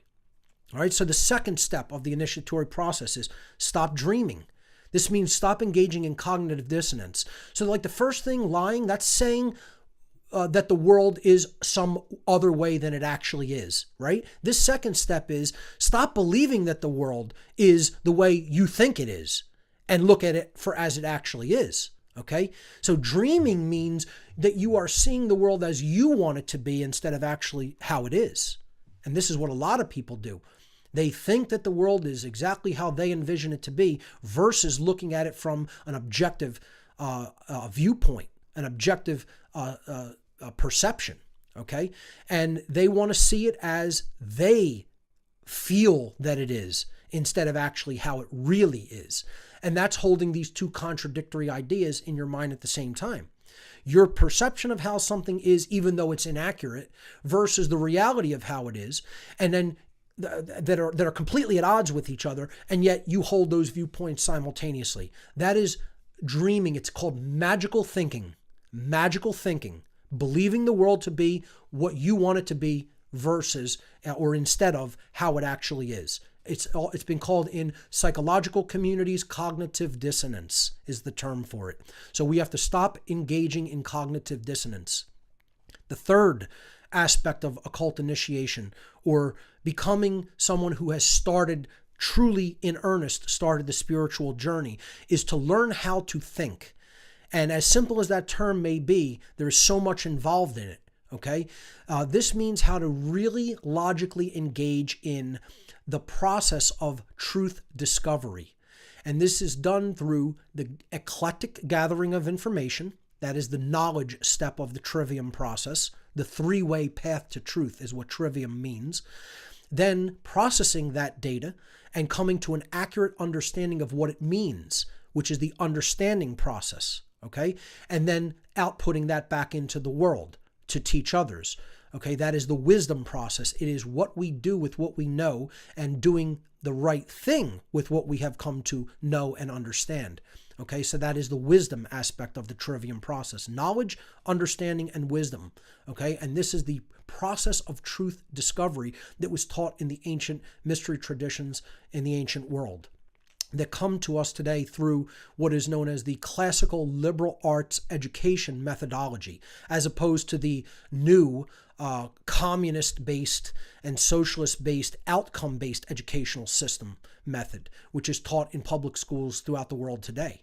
Okay, so learning how to think, not being taught what to think, but actually learning how to come to through actual logical thinking processes to come to an understanding of how we discover what reality really is. So this is an ontological process, an epistemological process, I should say. Okay, so moving to the next step of occult initiation, live in the present moment. And this is a very powerful one. I did an entire show in the past on present moment awareness. It means start from where you are at. Don't jump ahead. Don't necessarily live in the past, okay? Understand the past from a perspective of how it will help you to understand what's going on in the present, but live and work upon yourself and others in the present, okay? We have to engage with what's taking place right now in the here and now, and the present moment. In the present moment, there is power. Okay, we can't live in shame or anxiety over what occurred in the past. Otherwise, I'd be beating myself up 24 hours a day with the mistakes I made in the past. Mistakes are there to learn from. We learn from them, we pick ourselves up, we move on. Okay, and we do that in the present moment. And then we are going to try to accurately gauge how the situation is right now in our world, in the here and now. Not looking to some external savior, not looking to some future time or past time, but being honest about what is taking place right now and working from that moment. And in there is empowerment. In that present moment, centering, we empower ourselves. Very powerful concept. Even in the spiritualist community, you will find this concept if it is taught properly. And I would suggest to you that in the true occult teachings, in many different traditions, this actual being present in the present moment and working from that point is made very clear. And you could gain an accurate understanding by studying occult wisdom, studying that aspect of it. The fifth and final step of the initiatory process is to activate the physical body. Activation of the physical body because it will be necessary. It is not to be shunned. The physical is not inferior to the spiritual, nor is the spiritual inferior to the material and physical. They are one in the same in their importance and necessity. So we need to take care of our physical selves. We need to eat right. We need to exercise. We need to engage in the dynamic of understanding the importance of self-defense and preparedness, okay? And when we do that, then we are truly prepared and activated physically as well as mentally and spiritually and emotionally, okay? So incredibly powerful tools for the people who are starting on the spiritual journey that the tradition of mystery school initiation or occult initiation gave to their beginning learners. And, folks, I talk about this all the time, but, how we value knowledge today is so degraded from how we valued it in the past, how many people valued it in the past. I mean, there were trials and tribulations I'm going to talk about in the third show back when I talk about the arc drive that initiates had to endure that would almost cost them their lives, or could cost them their lives if they failed at these trials, just to get into the mystery school to gain the knowledge of the occult. And now today, people just throw books in the trash, and just ignore reality at will, and are just proud to live in the ignorance that they are living in, unfortunately. But we have to get back to that reverence for knowledge, okay? We have to get back to that deep hunger for knowing ourselves and knowing our situation and knowing what the real enemy is. And, when we develop that care for truth and that reverence for truth, then again, I feel that that's when a real paradigm shift or a true change in consciousness is going to take place. So the real meat of what I want to talk about today is that we're nowhere near that. We are nowhere near that development of care and knowledge in our world, okay? And then certainly nowhere near acting rightly upon it. We are still in a state where we are controlled by the puppet masters of the world. We are still in a state where we believe politics is real. We actually believe that it matters who we vote for, whether we vote for one master over another master, okay? When we're all enslaved by the system called government, okay? And the system called the belief in authority. We're all puppets on the string following the dictates of the masters, and if we don't obey, then the masters send their henchmen to punish us in whatever ways they see fit. That's not freedom. Voting for that certainly isn't freedom. Okay? It's a belief system. And what it really is, folks, is a religion, as I'm going to talk about. That this is a religious worldview that, left and right hands are not connected to the same body. Okay? That they're, that we somehow are engaging some true freedom of choice, picking a political master. And folks, they have us right where they want us. These social engineers, they've done a better job, as I'm going to give you actual numbers to prove, of politically polarizing people through this dialectical process of giving people a false choice, which is what dialectics is. It's advancing a predetermined agenda by presenting people with false choices that they get to choose from. But no matter which choice they make, the predetermined agenda is advanced. That's what the Hegelian dialectic in particular is, and that's what I call polarization dialectics. You're creating a false war between people, but no matter who comes out, no matter what choice is made, the actual slavery system advances in its march toward totalitarianism. And people still don't understand this. How many people are still so-called politically engaged or thinking that voting for somebody is going to change something? Never has, never will. Because you're not voting to abolish slavery. You're voting to put a new slave master into that position of power, so-called power. They're not even the person in power. They're being held by an oligarchical group of occult priest class slave masters that sits behind them at a higher hierarchical level than those who are at the seen political level are at in the whole system of control. So what I want to look at today is how bad this political polarization has gotten in the modern world. Okay? So the polarization dialectics are driven largely by political polarization, or what has traditionally been referred to as the left-right political paradigm, or the left versus right political paradigm. In other words, you have liberal versus conservative, Democrat versus Republican. Okay? And, we need to stop just even calling this politics. We need to even stop calling it left versus right, polarization between the political parties. I call it cult polarization because you're really choosing between the donkey cult and the elephant cult. These are just cults, okay? They're religious cults. That's all they are. They're not based on anything that is actually existing inherently in reality. They are belief systems that are driven by religious thought. And the religious thought that underlies it all is the belief in human authority, that some people are masters and others are slaves, which I'm going to analyze and break down. And the people who actually engage in these systems are simply cult members. That's all they are. They are members of religious cults. That's what politics is, okay? And they have to give you two because they have to mirror the abandonment issues that are the deeply underlying psychological occult factors of why people are drawn to one political party or the other. The left, or the so-called liberal, I would refer to it as the neoliberal party, okay, is all about the motherly abandonment issues. So what does it want government to provide? Okay, in this nested, deep, subconscious, psychological driven factor of having mommy issues, okay, or having motherly abandonment issues. This aspect of the cult of government always wants their political masters to provide for them. Provide something that is lacking. Take care of us. Be the nurturer. Be the one who gives us things for free out of concern and love. Okay? Not to teach us to do for ourselves. Okay? But say, demand obedience to their aspect, their definition of morality and contribution to other people. Don't do that through charity. Do that through, actually passing violent-driven political laws under man's law. Okay, the point here is this is a motherly abandonment issue dynamic that is going on deep in the nested, often subconscious or unconscious aspects of the psychology. And then we project that into the external domain.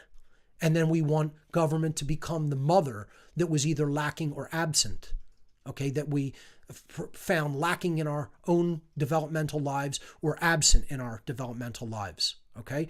Then the opposite side of the spectrum is the Republican, or the conservative aspect. And this is the people who identify with this largely have the daddy issues, okay? And this is the fatherly abandonment issue. So what do the people project and want from this side of the political class? They want protection. They want it to be this strong father figure to go out and police the rest of the world and keep everybody safe, which is the traditional masculine role, okay? And you see that that's why there always have to be just two, because they are proxy parents psychologically. See, this is what people never get to with the whole political paradigm. They never get to that occult understanding of what it is. When you hit people with this and they really get it and they see it as true, which it is, okay, then they're like, their mind is blown and they're like, whoa, I never thought about it that way. But yet the occult controllers did. That's why they set this system up this way. They very deeply know what's going on in the mass human psychology, and the bulk of the people do not. And that's why easy prey. Very easy prey. It's a child's game for them, actually. Okay? And, they're not concerned about me. They're not going to take a hit or a swat at me. Not going to happen. They've already told me as such in so many words. Okay? That I'm not important enough because so few people understand this at a mass level that what I'm doing is not going to make that big of a dent in it unless way, way more people start paying attention to what I'm saying. Okay? And getting it at a deep level, and then not just getting it, not just understanding it, but then acting upon it. That's when they'll become concerned. They're not concerned right now, folks. People say, why do they let Passio talk about this? Because they are completely unconcerned with the reach of my voice at this time. That's the reason they'll let me continue to talk and talk endlessly. They're laughing at what I do. Satanists and occultists have told me this. It is a comedy show. This is a comedy show to them. Okay? Because they know how far away from this understanding humanity really is. And, that they know that even out of the potential viewing audience, there are people who are saying, I'm completely wrong and I don't know what I'm talking about, even though I've been on the inside of this power structure and control system. Okay? And I've been on the inside of their religion. And yet there are people who will insist, no, you don't know what the hell you're talking about. I know better than you, even though I've never been anywhere near it. Okay? It's like, I liken it to trying to describe what living inside of a city is like, even though you've never been there. And then telling somebody who's lived there their entire life exactly what the city they lived in their entire life is like when you've never even visited it. Okay? And that's where a lot of people are at when it comes to my work. So folks, I don't care what you call either of these cult beliefs. It doesn't make a difference to me because I call it what it really is, slavery. Okay? That's what all politics, that's what all government is. Doesn't matter what kind of government. It's all driven by violence. It's slavery. Okay? We need to stop euphemizing things and calling it what they want us to call it in slave language. Okay, stop using their slave language that they've given to us to use euphemistically and start calling it what it really is. Government is slavery. Okay, I'm going to open and close all the shows with that phrase to hammer it into the human consciousness as much as I can. Government is slavery. Okay, there's another tagline for the show. Get as offended as you like. Government is slavery. Okay, this is what we need to understand at a deep philosophical level. Because when we strip it all away, it's not backed by anything by violence. It's not isn't underlined by deep philosophy or truth or morality. It's underlined by commands of compliance that there are punishments for not complying with, whether those commands happen to be in keeping with real morality or not. Because in one place, they could gauge a behavior as moral, and in another place, they could lock you in a cage for doing the exact same thing, which is the definition of moral relativism. Okay? So I want to show people some charts of political polarization throughout the years and how bad it's gotten. Okay? And to give proper credit here, okay, I do want to show people briefly before I go into this section where I got this data. Okay, because in my presentations, I'm not giving those parameters. Okay, so I just want to do that outside of the presentation slides. I'm going to very briefly switch over to my web browser in a moment. I'll tell you when to switch to that. Yes, you can switch over to that. Okay, and this is a website called Pew Research Center. And it's a political research center for United States politics. So this is particularly specifically dealing with U.S. politics, okay? And this is a page that dealt with the results of their studies in political polarization from the years 1994 through the years 2017. So you can look this up yourself. I just basically, to get to this, typed into any given search engine. I particularly have been using DuckDuckGo lately, which doesn't track you to the extent that other search engines like Google do. And I typed in political polarization charts. That's it. And this was my first result that came back for me. Knowing that I was going to talk about this dynamic, this site gives you some nice visual charts for polarization, and you could choose the year here, and then it will switch and show you how that dynamic of polarization between the two political parties, Democrat and Republican, changed in that time frame.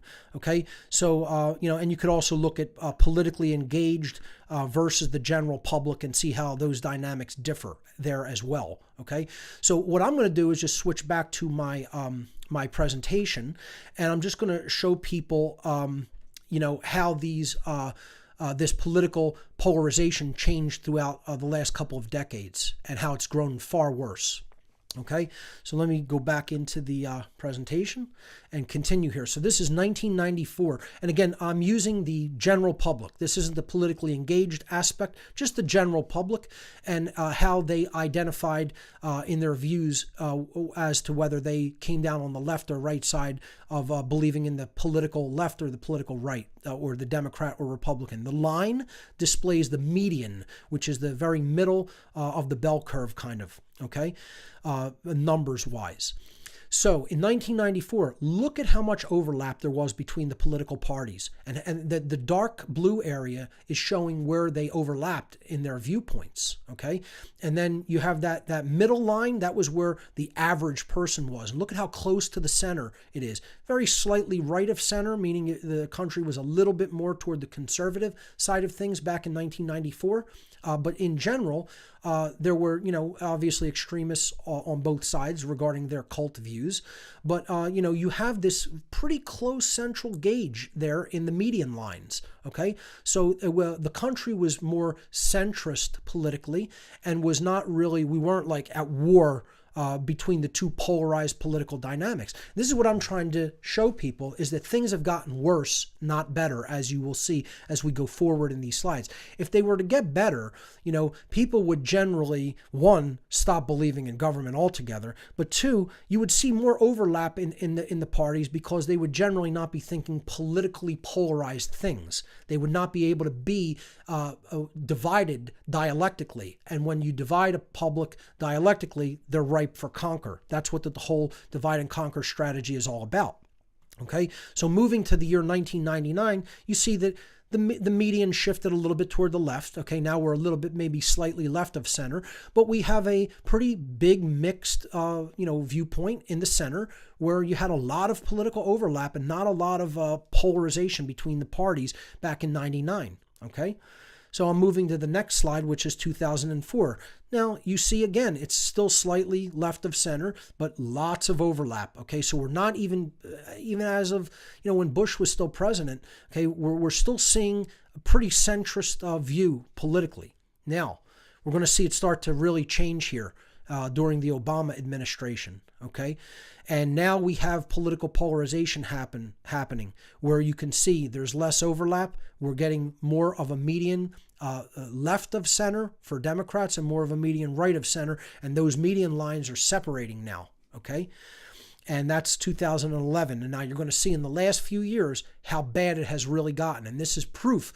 The mind control, the propaganda, okay, the mainstream media polarization of divide and conquer, it's working. It's actually more efficient than it was in the past. Okay, look at 2014. Okay, still Obama president. Okay, but look at how wide that gap has gotten now between the political medians. Okay, and this left-right paradigm is being enforced, and it's growing in the general minds of the general population. Okay, and now they're seeing each other as we're completely separate. We're at war with each other ideologically. Okay, now look at it grows a little bit even more as we go further into the year 2015. And now look at the divide as of less than 2 years ago. And this obviously is the Trump era. Okay, and this is a result of how far politically left the left is going as a reaction to Trump coming in. You don't see a lot of movement with the median Republican, although it has shifted from back in 94 a little bit right of center. But look at the median Democrat. Now, if you put the politically engaged aspects of this chart that I showed you on, it's even worse than this, and there's even less of a mix between the two polarized political parties' worldviews. Okay, so this is proof right here from actual, gathered data from society, how far in the political polarization we have gone, particularly in the Trump era, which is, created this idea of Trump derangement syndrome. And, I don't even know how people can take whoever is president seriously and actually believe that there are people in power and making these decisions. I mean, you have to be a naive child to really believe that the whole political polarization worldview. Okay, it's just there to get people to continue to choose a slave master. That's all it's there for. So what I want to show people is what I call the real political spectrum. I covered this in my earlier podcast format. And this is what I call the political spectrum, or the so-called political spectrum, as a function of consciousness. So this isn't really a political spectrum, okay? It's taking what people consider the political spectrum and graphing it against consciousness and control in society. What we're really gauging here is how much control externally is imposed upon society through violence and coercion of government, okay, versus how much consciousness there is in society, or how enlightened the mass population is. So a mathematical function means there's only going to be one result on the graph in between the two axes. Okay, there can't be two values when we plot points on the chart. Okay, that's the definition of a mathematical function. So you see the line goes up and then it comes back down, and there's never 2 points where there's different values. So the bottom axis has its 0 point in the center. Okay, and I did this deliberately to show how freedom is a precarious position. It's a very narrow straight to tread. Okay, it is like teetering on the point of a pin. Okay, not even the head of a pin, but the point of a pin. Okay, and when we go away from true moral philosophy, it's a very steep slope downward on both sides, whether you come down on the left or the right of the illusory political spectrum. Okay, so Where you have totalitarian rule is on the outsides of that bottom axis, okay? Where it says total external government control based on coercion and violence, or coercion and control, external government based on coercion and control. So you would have totalitarianism in the form of either communism, if you're looking at this from the traditional or established leftist point of view, versus fascism on the far right. Okay, but it doesn't really matter. You can mirror this about the horizontal axis and understand the same thing from the chart. Okay, that there's totalitarian control when there's an unconscious population that does not understand true self-government and that still believes in the traditional political spectrum or believes in the cult called government. So as we go slightly inward toward the 0 point, which represents freedom and no externalized imposition of violence and control through government, we have socialism and what I would call crony capitalism, or what other people would just simply refer to as capitalism, in the left and right side. So you're having slightly more less control, and it's like a mask of totalitarianism. You're just masking the fact that the society is enslaved as you go a little bit further in toward the center of the graph. Then you come to what were traditional republics, kind of like what the United States was originally founded upon, a constitutional republic. And they could be based on the ideas of classical liberalism and minarchism, or classical conservatism, the right-wing form of a limited form of republican government. Okay, republic meaning a government that is the people gets to decide what the powers of the government will be, but it still institutes government. Then as you get closer to the top, you have what would be either slightly left-leaning libertarianism or slightly right-leaning libertarianism, as you get a little bit more conscious, okay? But it's still minarchism. We're still not going all the way to the truth of true anarchy, meaning no imposed rulers, meaning true freedom for all from a spiritual point of view in harmony with natural law, and bringing our behaviors into alignment with the moral laws of creation, meaning that we know what rights are and what they are not. We know what true property is versus what it is not. And we choose willfully through conscience, through the knowledge of the objective difference between right and wrong, to engage in right behavior over wrong behavior. That is what true freedom is. Okay? So this is the real political spectrum, not the false political polarization that we saw in the chart in the former section. Okay? And I think if people study this graph, they'll gain a lot from understanding, how I've set this up to help people to understand where we really need to go in consciousness and what that will create externally in society as a whole.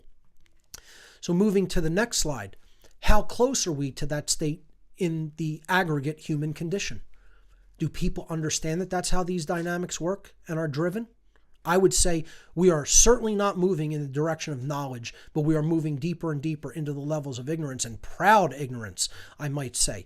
There are people who are very comfortable to have their head in the sand and ignoring the reality that we are really living in. And when you bring it up to them, they consider it's such an uncomfortable topic that they don't even want to talk about it. Okay? They don't even want to engage in it at all. They want to be comfortable in their ignorance and live in a bubble. And again, I've said before on the show, to be in this position, to have your head in the sand, you have to have your ass in the air. And then we know what happens next. Okay? Not to be joking about it, but it's a very good little allegorical thing that happens to just be the case. Okay? And this is where most of society is at. Okay? And it's sad. It's very sad. And the reason it's sad, and what I'm going to start to get into here a little bit, is, how I feel about the human condition right now, and where I think why I'm sad, angry, and outraged and bitter about it. Okay.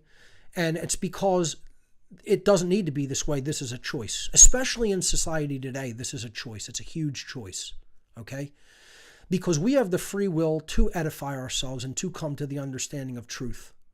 It's all out there. It's all there. The apocalypse has happened, folks. It's all revealed. It's been revealed for many, many years. We lived through apocalyptic times. See, people think apocalypse means destruction. It does not. It comes from the Greek apo, meaning to remove or to take away, and kalyptine, meaning to hide or to conceal, similar to how occultare in Latin means to hide or to conceal. So apocalyptine means to take away the veil, to remove the veil, or to reveal that which has been hidden. It's the revealing of what has been occulted. And that has happened. Past tense, has occurred. We are in post-apocalyptic times. And yet, this is still the human condition, ignoring the truth.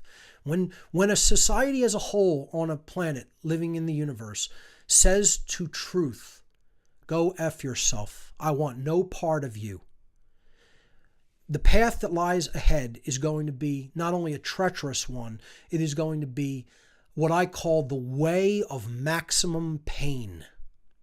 And that's where we're headed as a species, folks. And I wish I could tell you differently. I wish I could say that it's some way that is different than that. But there's no indicators that allow me to say with any positivity or confidence that we're heading in the right direction. Because I don't see it around me. And it's not just that I don't see it around me. I don't see it no matter where I go, geographically in the world. I could travel anywhere. And, at little pockets, conferences, tiny little pockets that are trying to get the word out to people they're disparagingly puny, okay? Tiny little pockets of people really get it and understand. But then you have them drowning in the ignorant hordes of humanity everywhere. And I try to gauge the consciousness dynamic from a stepping back and looking at it as it really is, not what I want it to be. Because it's very easy to try to see it from where you want it to be versus where it really is. I try not to go the opposite. I try not to say, I'm going to just look at this from a totally dark, negative perspective. I try to be a realist when it comes to it, based on what I know the requirements are regarding where we have to get in consciousness. And then you could see that gap is just, I can't put my arm high enough to visually display that gap. Can't be done. Okay? The gap is tremendous. And there's no signs of it closing. There's signs of it widening. All right? I don't want it to be like that. I'm not saying that to discourage anybody. I'm trying to accurately tell the viewing audience what our work together is to do.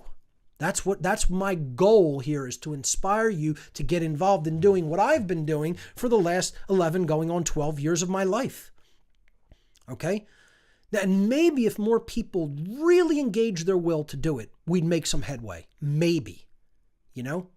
But a lot of people want to just pat people on the back. Oh, pat you on the back. Great job, Mark. Hey, can you help me out?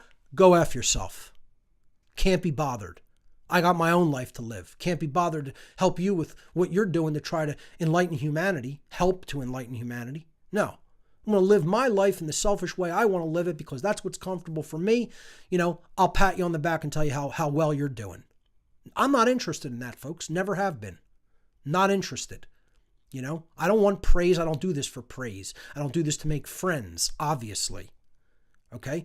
I'm trying to be real with people, tell them where we're really at, what's coming if we don't turn this around, okay? And get them to be engaged through an act of their understanding and their will. All right? Human beings are still mentally attached to completely false axiomatic premises. Okay? So, this is the condition of humanity. Totally wrapped up in their own minds and their own illusions, totally controlled by the social engineers, all right, continuing to march in a lobotomized state toward total enslavement. And that's not fear-mongering. That's not what people call fear porn. That's an accurate assessment of the human condition based on deep and very thorough analysis of the human condition.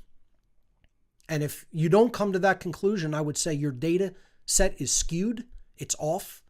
Your perception is skewed and off, and you're not looking at things from a detached, non-emotional, objective point of view if you haven't come to that same conclusion. Again, not saying that to discourage anybody, explaining what are the causal factors that are really leading to humanity to be where it's at and to continue down that path of enslavement. So what is an axiom? This is a word that I've kicked around in the past and never really given people a good definition of, I don't think. So this is where people are stuck in their mind control, okay? This is where they're stuck in their perception, their perceptual capabilities. They have accepted false axioms. An axiom is a fundamental belief that is widely accepted as true because it is perceived to be either self-evident or particularly useful to those who have accepted it. Okay, and this is where we run into trouble. Axioms can be true or they can be false. Okay, if an axiom is true, that means you are basing your higher level mathematics upon the axiom that 1 + 1 = 2 in arithmetic and 2 + 2 = 4 in arithmetic. If you base your fundamental axiom that 1 + 1 = 5 in arithmetic and 2 + 2 = 10 in arithmetic, you are going to run into very high level problems as you go into more advanced mathematics such as algebra or calculus or, doing differential equations or, probability and statistics, etc. Or then into higher level physics. You are not going to have accurate results if your fundamental axioms are based on untruths. And this is what's going on in society. We are basing our fundamental axiomatic belief systems upon things which are not true. And when we build bigger structures and bigger aspects of society based on things that aren't true, what do we get? We get nonsense, we get chaos, we get destruction, we get disorder, we get death. Okay, and that's where we're at as a society, which is eventually going to lead to an imbalance physically in nature and the planet, and we're going to get shrugged off of it like fleas off the back of a dog. And that eventuality will occur at some point if we don't change. And the main fundamental axiom that has to change is the belief in authority. Okay, this is the main underlying fundamental false axiom that comprises a religion and ultimately comprises a cult. The belief or the axiom that it is based upon is the belief in human authority. Authority is an illusion of a diseased psyche, based entirely in violence and built upon the erroneous and dogmatic belief that some people are masters who have the moral right, quote unquote, to rule others, while others are slaves who have a moral obligation, quote unquote, to obey the so-called masters. That is what government actually is. That is what authority is, and government is based entirely upon it. In the meme here, it says, imagine being forced into a religion that you cannot opt out of. It's called government. It exists, and it's called government. And this is what I call the world's most dangerous religion. Larkin Rose wrote a book called The World's Most Dangerous Superstition, which is about this belief in authority. I highly recommend it. I call it the world's most dangerous religion, or simply the world's most dangerous cult, because that's what this is, a cult belief system. And if our axiomatic beliefs are based in a cult belief system that's based in violence and completely based in something that is completely not true and does not actually exist in the inherent realm of nature, which is what is absolutely the truth regarding authority. It is not something that is true or based in the realm of nature. It is a constructural idea that exists in a diseased mind. We are going to build all kinds of things on top of that false belief system that are going to do exactly what we say we do not want to happen in our society, and we are going to get a result that we do not want. That is going to be the polar opposite of what we say we want our society to look like and be like. Moving to the next slide. We don't have people in our society today, folks, that are really deeply trying to do anything about this, okay? We have people who say they want to do things about this, say they want to make it different. I call them the keyboard commandos, the keyboard warriors. They have arrived to fight the Facebook war. They're going to go and get them on Facebook, okay? Instead of actually really creating creative content and putting it out there with your name, your face, your voice on it, okay? And doing it in a way that is visually appealing, that really explains the conceptual ideas in a deep way and helps people to gain an accurate, fundamental understanding of them. No, just go out and shout at people on Facebook. You're not changing anybody's mind. They're not changing yours, okay? All it is a verbal masturbation contest. And that's what most people are doing, thinking that they're going to affect change. let me tell you something, folks. Let me burst your bubble. Let me offend you right here. You're not going to make any change posting anything on Facebook, ever. It's not going to happen. It's not a powerful or effective enough medium. And you have so many people that are so highly ignorant that know no part of this. And you're in too much noise. There's not enough room for the signal to get through. Now, I'm streaming this on Facebook to try to get people to look at my work that I've put up on my website. Okay? That means you leave the internet ghetto city that's been constructed for you. Okay, that is a controlled paradigm. It's a controlled pig pen is what it really is. Okay, and then you go to a palace that someone has constructed to help you to gain, or it's a school. It's an elaborate school that someone has constructed with meticulous craftsmanship and precision. Sorry to toot my own horn a little bit there, folks, but I think I've done a job that is far better than almost just about everybody else in gaining. Helping people to gain a full worldview understanding of what's really taking place, okay, through whatonearthishappening.com. I see very few websites that are anything like it whatsoever, okay, and I see far too few people trying to do something that is akin to what I've done with this website, okay, which is put out creative, individual, tailored content for a viewing and listening audience to really truly edify themselves and come to an accurate understanding of the dynamics that are taking place in our world. And that's why it's called What on Earth is Happening without a question mark. Okay? So the Facebook keyboard commandos, you're not going to make that much progress. And this is what it makes me feel like. You know, it makes me feel like, my God, we're doomed. You know, and then people will, like, you know, get angry at me and be like, you know, I hope Mark isn't going to be super harsh toward people, you know, but you have to put yourself in my shoes, right? You have to imagine you're doing this for 12 years now.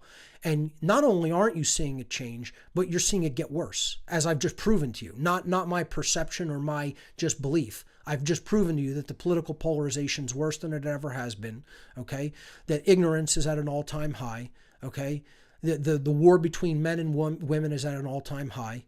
Okay, absolutely ridiculous radical neo-feminism is rampant, okay, which is driving that war between the sexes even further into the ground, okay, and you know, people are still so super identified with their political beliefs, they don't even understand that the entire system is slavery. You know, we were making a lot more headway back in 2004, 5, and 6, as far as I'm concerned, before I even started doing this. So you have to understand my bitterness comes from a realistic perspective, okay? It's not just me wanting to shout at people, okay? It's me looking at the dynamics of human consciousness from an honest and detached perspective and being horrified by it. Horrified by it. And then looking at what I've chosen to dedicate my life to doing, okay? And we're going to get to your calls, folks. I'm going to wrap up soon, okay? But I think this is very important. And then we'll go to your calls on Discord. You have to understand, basically giving up just about every other aspect of your life, what you wanted to do, travel, where I wanted to go, places I wanted to see, activities I wanted to engage in, all had to be put to the wayside to do this, you know? And this is what I do full time now. You know, I don't have another job, okay? Any income that I have to make to live, you know, and it's not income, it's just generous donations by people who want to help me to do this work and still live in the 3D world, okay? That's the only place that I bring in those resources. So that's why I want to tell people, if you can, please donate at whatonearthishappening.com/donate, okay? Because, you know, the paltry amount of money that I make compared to the IT career that I gave up to do this it's a negligible thing. It's like a third, less than a third, okay, of what I used to make at my regular quote job, okay? This is the true great work, but that's how much it's valued. You have to understand, that's how much it's valued compared to an employer, what they will actually pay me to go and do services for them. What doing the great work is valued, you know, compared to what a football player, how he's valued, or a baseball player, how he is valued to play like a child's game, okay? This is worth barely anything to people in the aggregate, which is why, you know, the people who have contributed, I hold them at a dear place in my heart and thank them from the bottom of my heart for helping, because you're helping me to be able to do this, on a regular basis. And, the people who donated equipment to make this happen, I really want to especially thank you, because, this is about being technologically literate and being able to reach out to people with this knowledge. And you know who you are, okay? And you know that I mean that from the bottom of my heart. So going back to, what I'm talking about in the presentation here, people will hear the bitterness, and I'll tell them I'm bitter over this. Because I approach it from that initiatory perspective. I'm just going to be honest with you. Okay. I don't feel like being dishonest with people serves them any purpose. It doesn't do anything for any kind of a accurate communication of information, nor does it inspire trust, which is why I'm coming here. I'm dressing like I do on an everyday basis. I'm talking to you with my regular voice. I'm going to get angry at times. I'm going to yell at times. Okay. I'm going to be bitter at times. And I'm being who I am. That's it. I'm doing this from where I am. Okay. That's honesty. Okay. So just wanted to say that. I want to wrap up this with helping people to understand one of the ways that we really can get out of this condition of slavery, and that's by developing true relationships with each other. And it's something that I really haven't talked much about, the relationship dynamic between human beings. And I'm going to really make the show a little bit more about this, hopefully in the future, because it is about how you can really make a connection between other people. But we have this view of relationship. It's all askew in our understanding. It's very inaccurate of what we think a relationship is, okay? And this is what people think a relationship is. It's like this one-on-one, direct, close connection between two individuals. And I call this relationship in double quotes, okay? This is what I would consider an illusory relationship. It's a nice image. It can convey some, spiritual connection maybe between people, but there's something absent or missing as far as I am concerned. Okay. And in the next slide, I want to show you what I feel is missing when we look at a relationship as only this dynamic between two people. Okay. So when we go to the next slide, I feel like this connection to source or truth is largely absent, especially in what the average human being in the world today considers a relationship between two people. There has to be this unity that is connecting them like a circuit, and that is truth. Okay, we have to care for truth and we have to live truth in our personal lives and in society. Okay, if that connection to truth isn't made first, the relationship between the two individuals is ultimately a false one, or it is ultimately a weak one that is not going to sustain. Okay, and that's what we have in society. We have this connection is largely absent, and we have people trying to establish just interpersonal connections and relationships that don't have this connection to truth first and foremost as their underlying first principles. Okay? We have to make the connection to those underlying first principles first. And here's a better way to look at it. I did a little animation. It's kind of crude, okay? But, this is what I consider a genuine relationship between two individuals, okay, when we have this connection to truth. And I wanted to portray it even better because there's not really two, separate connections. We're all making a connection to the same thing. So I made a little crude animation here that goes like this. We could leave that full screen while I do it. And there's what it really looks like. There's only really that one source of all, and there's only that one ultimate connection to truth that everybody needs to make. And then we can, connect to everybody else in society through that connection to truth.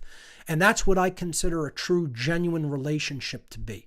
And this is the first time I kind of visually displayed this and talked about it at a deep level like that. I see this as one of the fundamental solutions in society for how we really relate to people. And you know where you have to start with that? You have to start with being honest to yourself. Being honest with yourself. When you can be honest with yourself and make that connection to truth, then you're in a position to make a genuine relationship with others. And that's what's going to help heal our society and move us toward a future that is based in true human freedom together. And that is the world that is in our hands. That is exactly the world that is in our hands as we speak. It is up to us. Nobody's coming to save us from our own ignorance. Nobody's come to save us from our apathy, from our inaction. Okay? We have to do it because the whole idea here is, what are we doing this for? Right? Are we just doing it for ourselves? Are we doing it for humanity?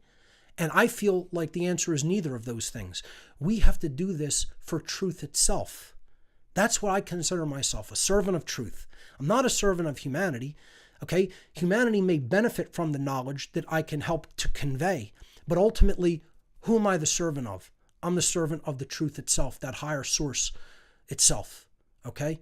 And when we all make that connection, then we take the world into our own hands and we move it forward by an act of our will, and we will take it to a positive and empowering place.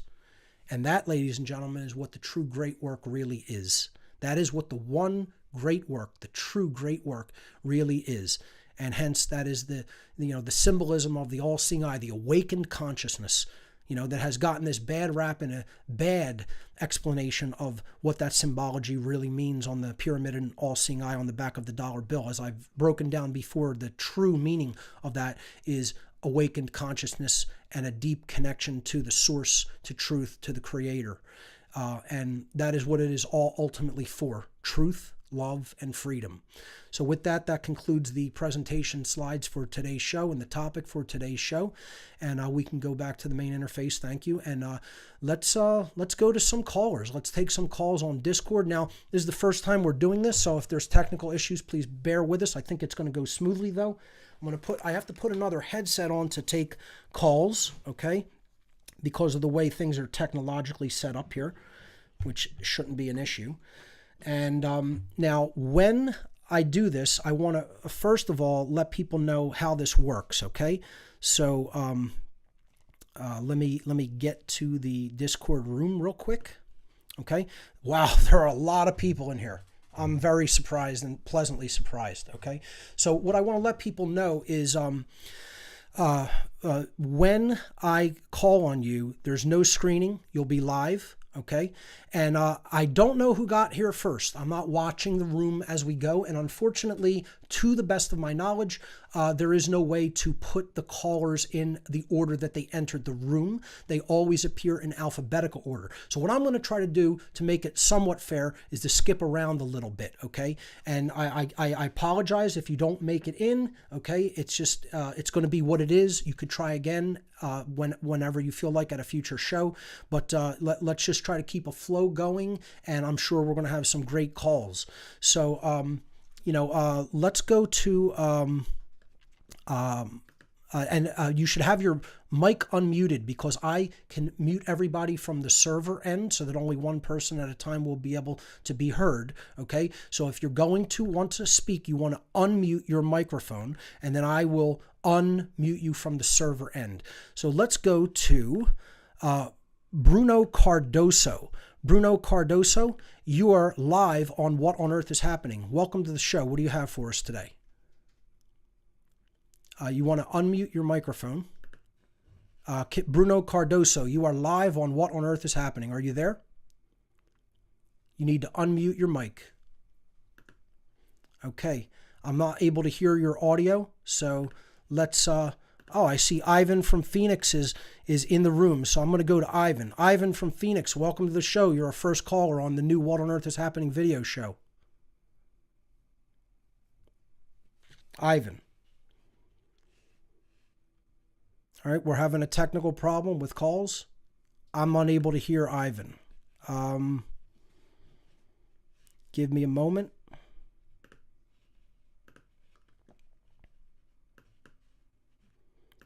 If anybody can let me know if they can hear me in the Discord room, that would be great. I can hear you. I'm looking at the settings for the room.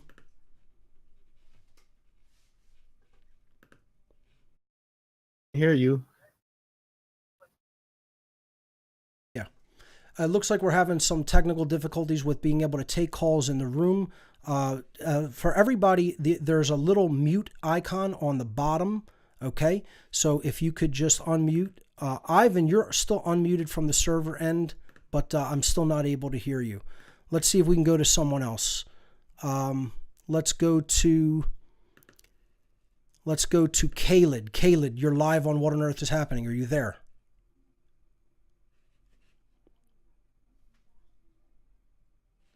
No, I'm still not able to hear him. Well, folks, what we might have to do is just go back to more content, and I'll just keep going, and we'll work out the issues with the call. How about I'm going to quit Discord. I'm going to quit my copy of Discord and try to get back to it and check my audio settings real quickly. Maybe unplug and replug my headset. And I do apologize for this. We tested this before the show, and it was working. So bear with me.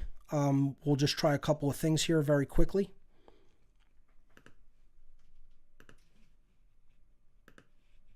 Take a second. I think my voice is still coming out over the main microphone, so I'll just try to, there we go. I think I found the problem, folks. I believe I have found the issue, and looks like it was a setting. Let me reopen Discord, and I think we'll be okay. All right, I'm coming back into the room now. People should in the room be able to hear me now if everything went smoothly with that. And let's go back to Ivan from Phoenix. Ivan, you're live on What on Earth is Happening. Are you there? Yes, I'm here. Can you hear me? There we have you. Okay. Sorry about that. I knew there would be some glitches and hiccups in the first episode probably. We will work all of this stuff out and make sure that it is definitely working more smoothly. So, Ivan, welcome to the show. It's been a while since I spoke with you on the airwaves. We did do that interview to let people be aware of, what I was trying to do on Guy Next Door Speaks. You were one of the people who really helped me get the help that I need to do this new format. So I want to thank you personally for giving me that platform. And now you're on the What on Earth is Happening platform to share whatever you have or to ask any questions you'd like. Oh, well, yeah, that was almost a year ago now with all that interview for the conference, having you out here and everything. So, yeah, just doing my part. And like you always say, everything, many hands make light work. So I'm glad to have done my little part to help bring this into fruition. Let me tell you something. That conference that you hosted outside of Phoenix was one of the better conferences that I've ever attended and spoke at. Ivan put together the Truth Mind Reality Conference, and he did it all himself with help of local volunteers in his area that also did a phenomenal job in the organization of it. And I just want to say that's what the great work is all about. It's about getting your hands actually in and doing something by way of your own effort. And this man right here is no better example of that. So Ivan, I want to thank you for, actually engaging in the great work to change human consciousness. And people can take example from what Ivan here has done.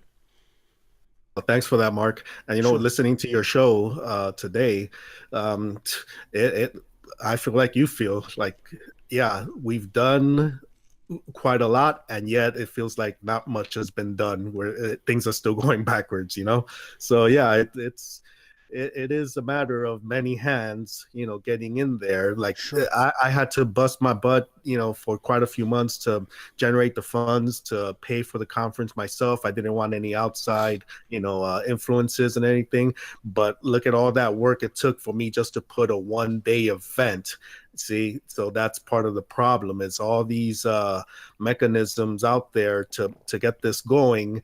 It has its, like you called it, money is the resistance in the system. So in order for us to get the truth out there, it takes all this money, because we got to pay for technology, we got to pay for rooms and lodging and all this stuff. Whereas the controllers, they're pulling this money out of their rear ends like nothing. Right. And so the mind control is easy for them to put out there. For the common regular people like us to put out the truth, it takes so much. Look at your work. It took you over a year or so to get this going, just to be on for 3 hours on a Sunday. So, that's again part of looking at reality, the world of, really how it is. And yet people want to condone all the capitalism and money and, it's not a problem. Well, it's part of the tools that's keeping the rest of us enslaved.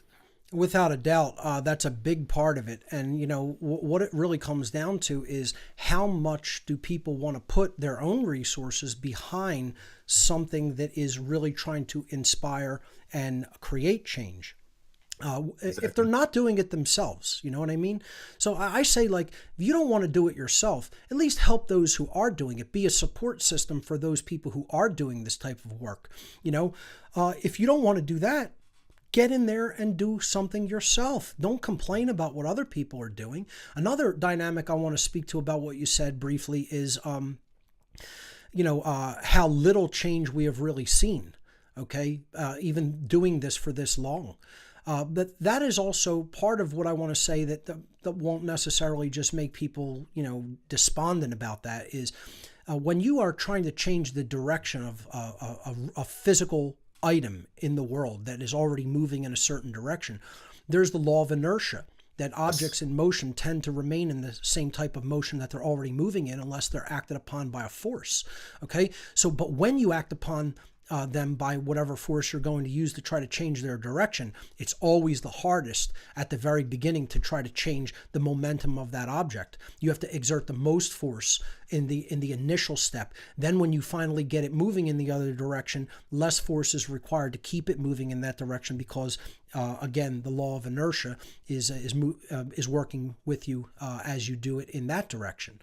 So that we may be at that point where this incredible amount of effort and force is going to be required at the initial stages, and as more and more people get involved in the work, as I've said and as you have said, many hands will make for light work. And that's what we are calling for here. We are calling for more people to get involved. This isn't just about what you know. This is about what you do with what you know.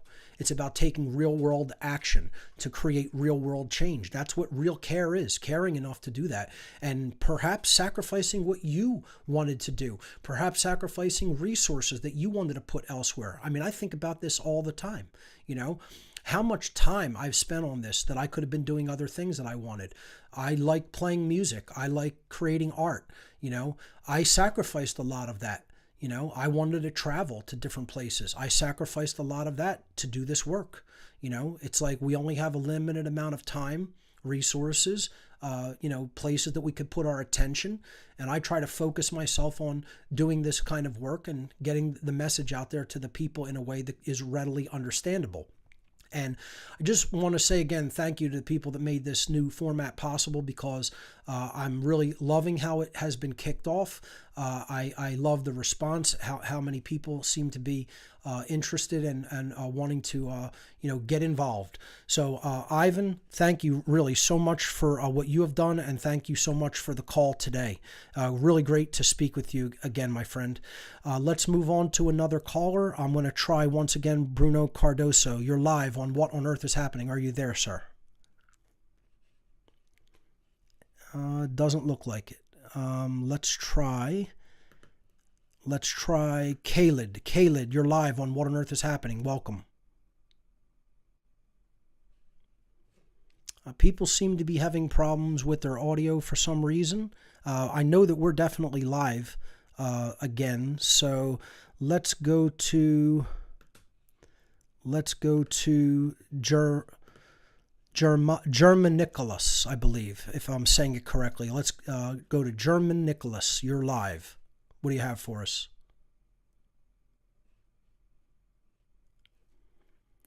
All right. Hello? There he goes. Can you hear me? Yes. It appears that people are maybe possibly not unmuting themselves from the bottom left-hand corner of Discord, right next to your name on the list underneath where it says What on Earth is Happening, where you see the list of people in the call-in room. You first have to click the call-in room, and then underneath that, where you see your handle, your name that you use for Discord, there will be a microphone that will have a slash through it. Okay? What you guys want to do is unmute all of your microphones, and when they are unmuted, that means that I can then unserver mute you, because everybody is automatically muted from the server level, so that only who I unmute from the server level can actually then speak in the room and be heard on the air. So please make sure that your own mics are unmuted so that when I call upon you, you're ready to go with your own microphone audio. Thank you. So yes, German Nicholas, what do you have for us? Can you hear me? Yes, I can. I hope I'm saying that right. Yeah, pretty much. It's Germanicus. It's kind of like a hybrid of Nicholas and German. Okay. Uh, but And anyway, again, Mark. people are allowed to use their own internet handles or aliases on this, so they could pretty much remain anonymous. I'll basically do my best in calling them as closely as possible to their handle name. So just to let people know, I'm doing pretty well. I'm very happy about how the new show format has been launched and is going. Little bit of a hiccup there at the beginning of taking the calls, but it's to be expected. We're working with some technology that requires a little bit of setting up and polishing, if you will. So, but other than that, great. Yeah, I'm really excited for the new format. And actually, this is my first time with Discord. I got it just for this show.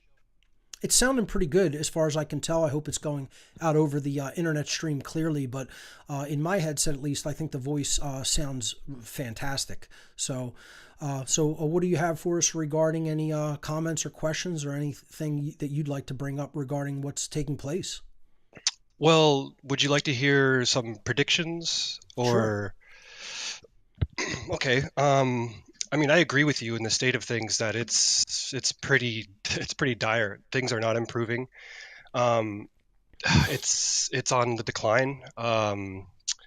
You see the political turmoil in the states, and it's obviously echoing across to Europe, to Canada, to Australia, New Zealand, because obviously in the Anglosphere, it's all centralized and connected, so it's top down, right?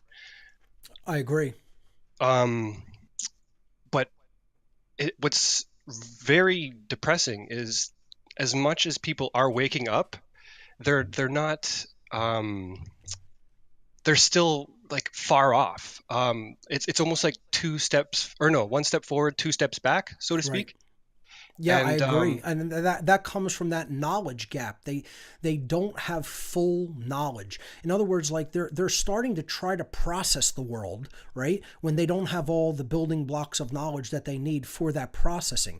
It's like not having a big enough data set to put through the computer processor to really understand any aspect of what that data set is telling us. So that they're putting the processing and the rhetoric, the behavior before the knowledge gathering. And in the trivium process, the knowledge gathering has to be full. You have to do that in its fullness. Okay. And that's where that disconnect, I believe, is coming in at. So continue. well, what's very concerning is a lot of these people are waking up to the decay of liberalism. It's definitely starting to set in and become very obvious. And what I'm seeing though is this revival of people going back to Christianity and going back into the church, and it's like running right back into the arms of the Luciferians, right?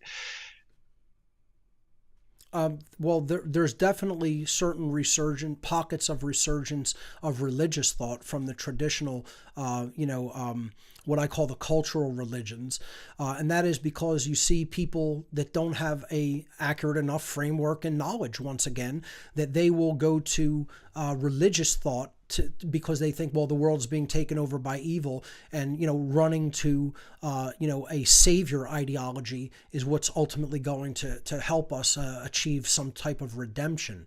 And again, I consider myself what you might call an esoteric Christian, but certainly not one from an exoteric point of view.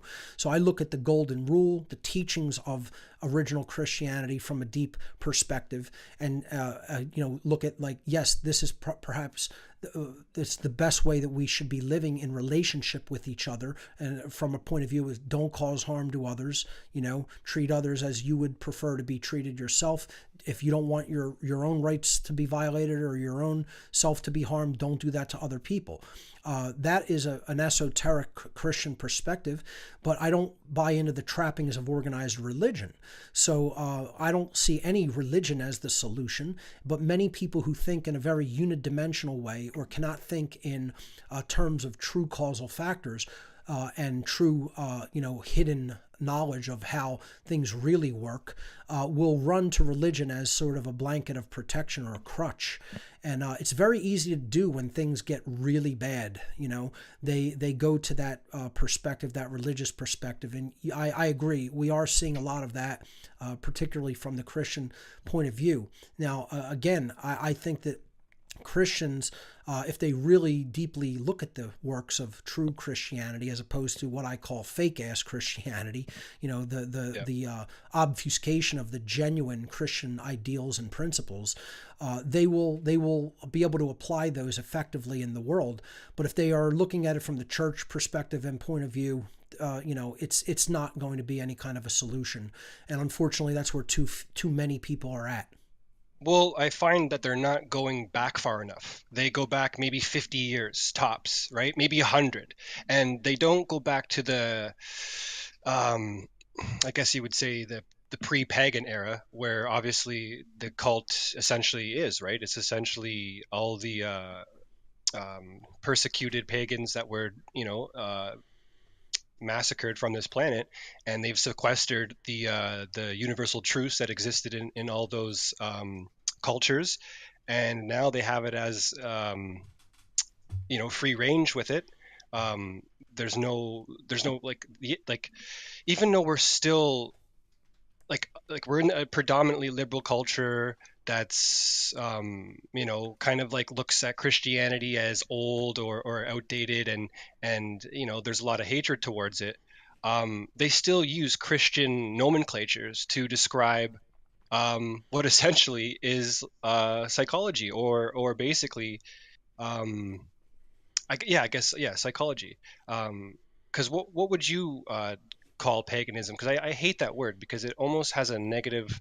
No, it does, right? It's like heathen, right? Yeah, I mean, I would say these are beliefs that came out of a drive to understand the natural world in the ancient past.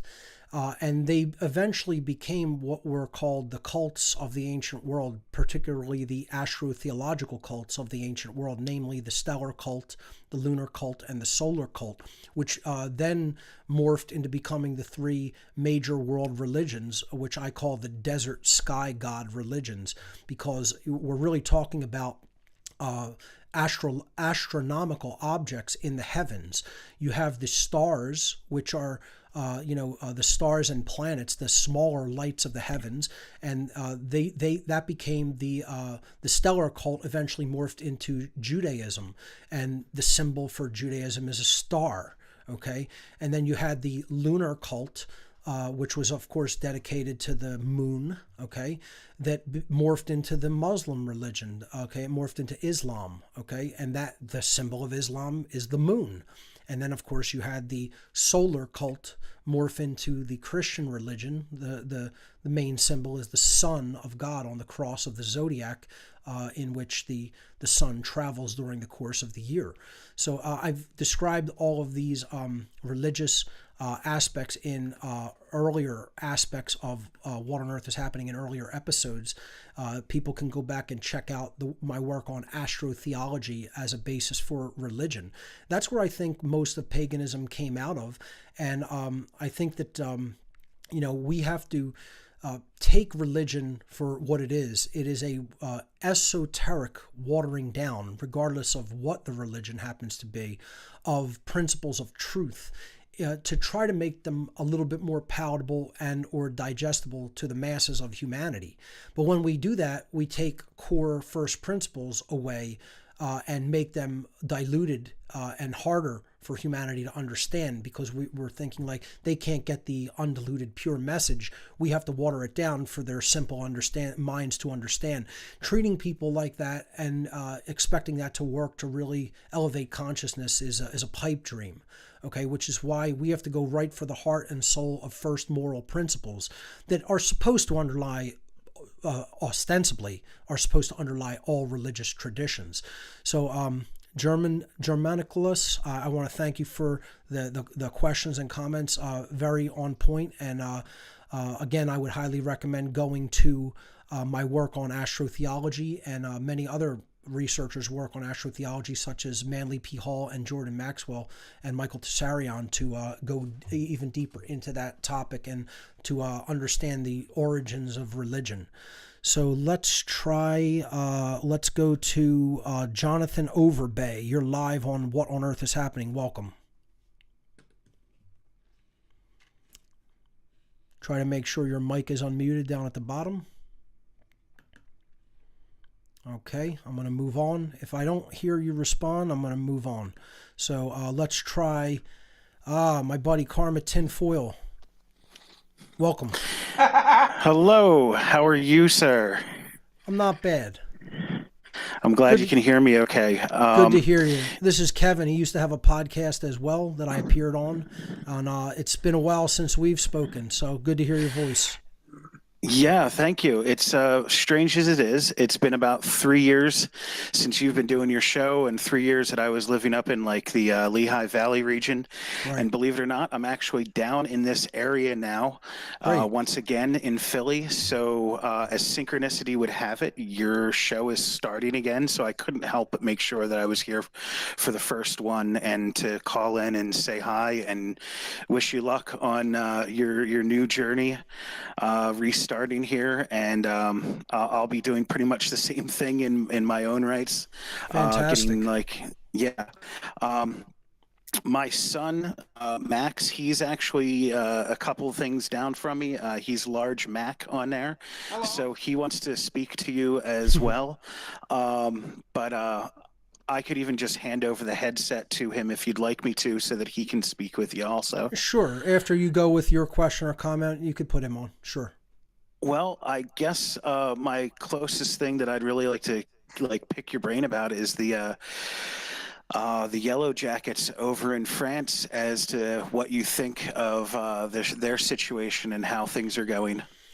Well, I kind of almost look at them as very similar to the Occupy movement that was started in New York City, where they have somewhat of an understanding of some of the manifested problems.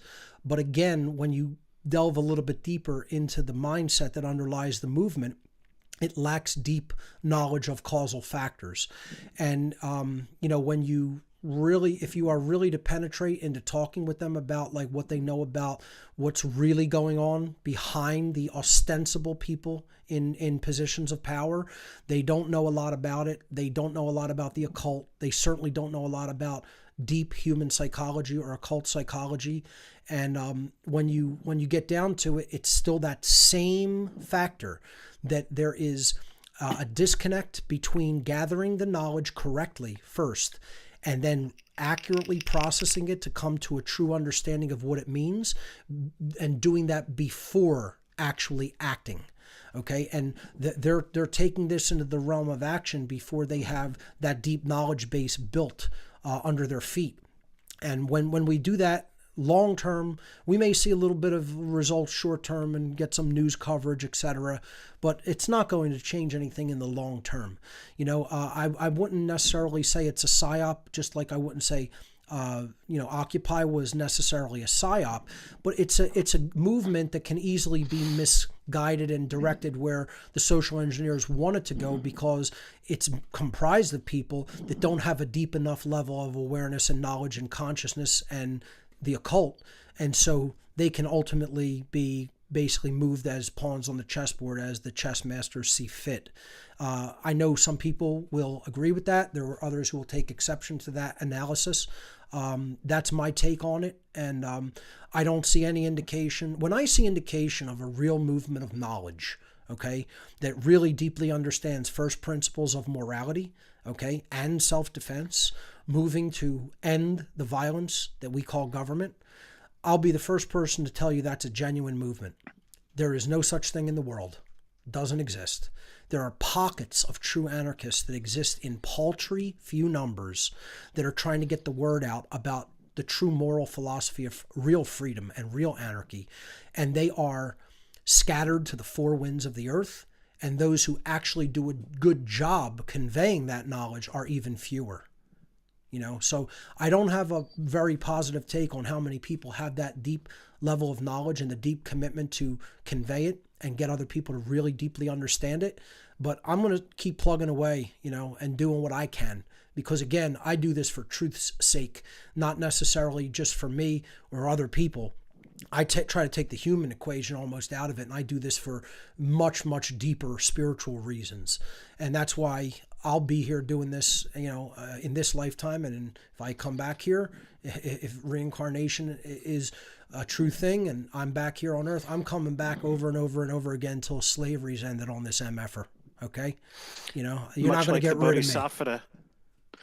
Yeah, much exactly. Like the story of the Bodhisattva, like the party's in Nirvana, but we got to get everybody else in there, or it's not going to be much fun. That's right. What's the point of going to some space of bliss if slavery's still happening here? That means you're just ignoring, all the harm and violence that's being done here and not trying to do anything about it as long as you're okay. This is the problem that we have right down here on the earth. People saying, as long as I'm good, I don't really care what happens to all these other people if they lose their freedom. And meanwhile, what is done to one is done to all. As one loses their freedom, all lose their freedom. So well, that's awesome, Mark. Thank you very much. Again, great to hear from you. Glad that you're doing pretty well, and good to hear your voice again. So if you want to put your son on for him to ask his question or make his comment, I'll take him. If he just trans.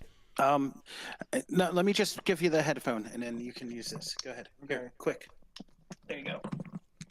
Hello? Hey, how you doing? Very good. How are you? I'm well.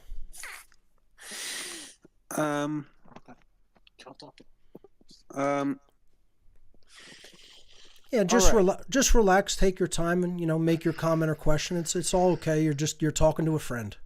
Yeah. Well, what I would like to talk to you about is what's been recently going on YouTube. Mm-hmm. I mean, yes, it's a very popular topic, but it's important nonetheless. And I think that ever since the big old W, Sujin Wasicki, became the CEO of YouTube, it's been like a complete downward spiral. I mean, YouTube used to be a place where you could have free expression of mind, and you could broadcast yourself. You could become popular out of nowhere. I mean, Fred used to be there was a YouTuber named Fred. He used to be small. Then he got his own movie. Mm-hmm. Nowadays, people are just the smaller little people that are they're trying their damnedest to get onto the bigger enterprise, are just being just shunned at for basically no reason. I mean, I'm pretty sure you haven't heard about Monkey Jones. His channel got taken down for basically no reason at all. Right. Because I think I basically get the gist of what you are saying regarding what's taking place on YouTube, and I fully agree with your assessment that the company has gone way downhill because of the authoritarian control measures that are enacted by Google, really, okay, who owns it. YouTube is a subsidiary of Google now. And basically, what you're seeing is a centralized form of control being enacted on this video sharing platform. And my advice would be not to put all of your eggs in that basket. So in other words, we are live streaming, simulcasting on YouTube, okay? But that's not going to be the only platform for delivery here, okay? We're gonna spread this through all different types of video sharing sites. And one of the other things is I think people have to take charge of their own media and not put it on other people's platforms, right? If you're going to put it on other people's platforms, distribute it, right? We need distributed information sharing, right? So if it gets hit on one platform and taken down, that's not the be all and end all of it, and it's out in 5, 6 other places, okay? So what I'm going to do with this podcast, actually this is kind of a good segue. Your question and comment regarding YouTube is a good segue for how I'm going to share this podcast, okay? And it may take a day or two. We'll be working on it over the next couple days. But it's not only going to be uploaded in its full resolution to YouTube, it's going to be uploaded in its full resolution to Vimeo. It will be uploaded in its full resolution to BitChute. It will go up to DTube and therefore connected with and uploaded to Steemit. Okay, and we're going to also put it on Brighteon, which used to be Real Video. So right off the bat, it's going to be shared on like 6 different media platforms, okay, and Facebook, okay, and my own website. So that's like 8 different sites that you will be able to find the show's vidcasts, okay, podcast, vidcast, whatever you want to call it. And what that's going to make possible is it's going to make it very difficult for anybody just to attack what on earth is happening in one place and get it knocked off the internet airwaves, so to speak. It will be shareable from many different places. I always recommend to people, though, my best advice to you is really try to understand how to make your own content-driven site. That is the best way you can get out there and promote your own views and material without being dependent on someone else. The idea here is independence. Okay, we want to get away from total dependence on these tech giants that we already know are censorship engines. They're data gathering and collection engines for the public, and they're censorship engines. Okay, they want all of the knowledge there that they can control. Okay, and if they don't like, again, it's like I described it as you're saying, please give me a canvas so that I can paint what I want on the canvas and show it to other people. And they say, okay, here's the canvas, but as soon as you paint one thing on there that we don't like, we're pulling the canvas away from you. You're not painting anything and certainly not showing it to anybody. The first thing is that where you want to be? Is that who you want to be dependent on, right? So the first thing is we have to stop seeing these big video platforms like YouTube or big social media platforms like Facebook as this is our only way of getting this data out there, okay? That's dependency. We have to stop propping them up on pedestals, okay? I'm saying this while I'm broadcasting on these platforms. If you think I care whether they censor me or knock my channel off, I could care less. You're not going to slow me down or stop me no matter what you do. I will have it up in 8 different other video platforms and sharing and getting it out to just as many people, okay? The whole point is, even as they do this censorship, they're showing their desperation in trying to make this information not spread as rapidly as it could or should. So they're showing that they have no argument against it, that all they want to do is censor so that people can't learn it, right? And as soon as you do that, you're showing to people that you have nothing better as far as an argument based on principles at all. Okay, so you're showing that you're morally bankrupt, and you're showing that all you can do is gnash your teeth and pound your fists on the desk and say, I have to silence your voice because my argument is crap, and you might reach other people with this good one, with this good argument, and that might change the world for the better, and then out goes our control and profit. Okay, so first of all, my first piece of advice is stop looking at these guys as like they're the be all and end all. They're not. They don't have as much influence and power as we think that they do. We're giving them that by continuing to use them exclusively. So stop using them exclusively and put your content in multiple places. 2, the second piece of advice, the best way to get information out to the general public is 1, first, have the information very deeply in your own mind studied. Okay, get all your grammar together. Okay, second, have your own platform. Okay, why have I been doing the work that I've been doing on whatonearthishappening.com, my own domain? Why? Why would I not put all my eggs in the YouTube basket and only ever do YouTube video or upload my audio to YouTube and only keep it there? You want to know why? Because I realize that's not mine. That's somebody else's platform that they are allowing me to use. Okay. Now, I don't believe, that doesn't mean I believe censorship is morally right. Okay, because that's what it is. You're telling people this is a venue, like a public forum for freedom of speech and freedom of expression. But then when you say something they don't like you saying because it conflicts with their bullshit political paradigm, okay, then suddenly they want to silence your voice. Okay, that's censorship. Having your own forum for expression, like What on Earth is Happening, means you control what content gets put there and you could post freely there. That means you either use some free hosting service, or maybe you pay a little bit of money to get a website hosted. You understand content management systems. You just look into that term, okay? Content management system. All right. And there's tons of them to choose from. What this is this enables you to put a database on your website and free software that runs with some sort of a scripting language, usually PHP. Okay. And what you're doing through that content management system is you're able to post a blog, articles, videos, etc. Okay. And then you control the content. You could decide to have a forum there with other people to post comments or not. Personally, I don't like that because I think it dilutes my message when people with an inaccurate understanding or an incomplete understanding come in and just go blah, blah, blah and spout nonsense all over. I want my message to be received as undiluted as possible. Okay.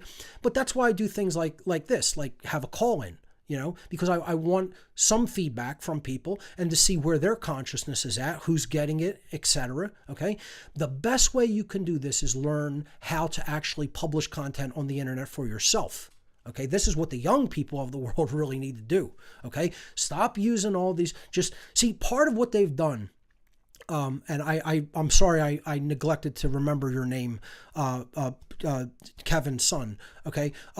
Part of what they've done, they've taken the true computing horsepower out of the individual's hands by dissuading people from using powerful personal computers that you have to spend a little bit more money to acquire, okay? And they've told you that this device here, the cell phone, is the be-all and end-all of how you want to communicate with the world. And I'm telling you, this is the biggest poison pill that has ever been introduced to human society right here. Do I have one? There's one in my hand. This is my cell phone. I have one. Okay.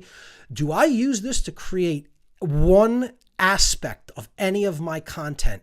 You'd have to be joking if you think this is a creative tool for me.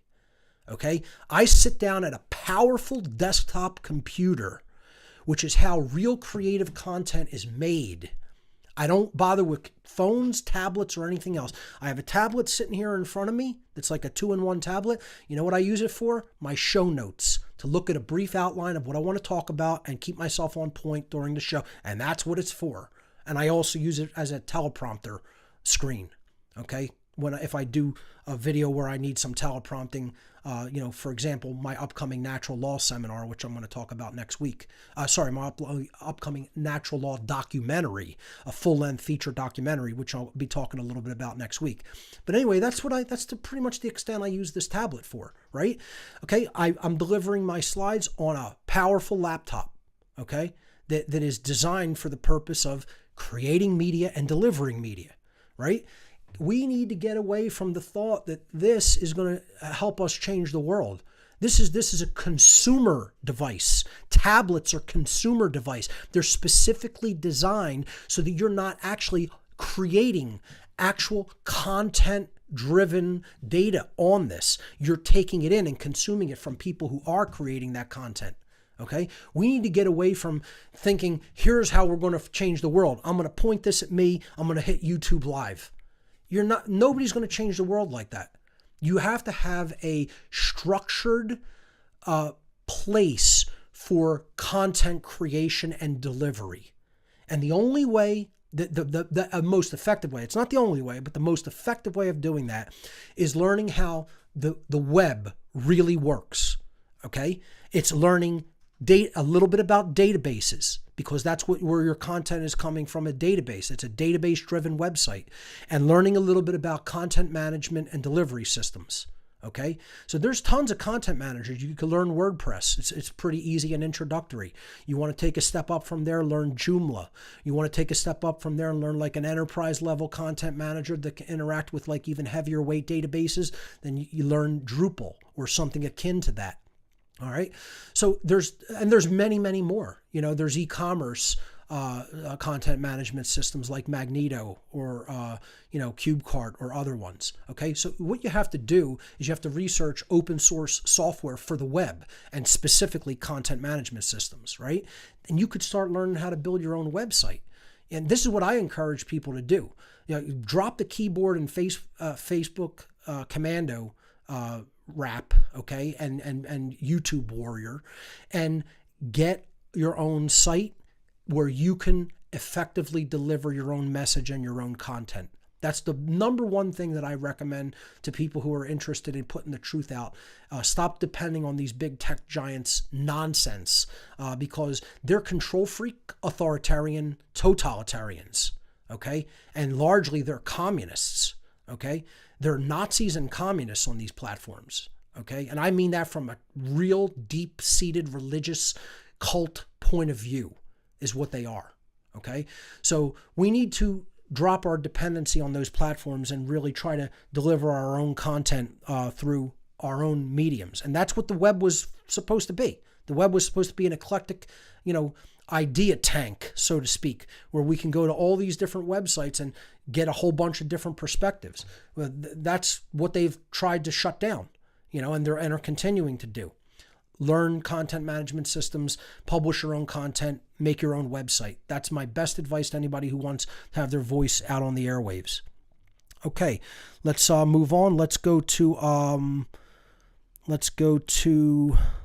Patty Lager. Patty, another old friend. Welcome to What on Earth is Happening. What do you have for us today? Okay, make sure your mic is unmuted at the bottom. Patty, are you there?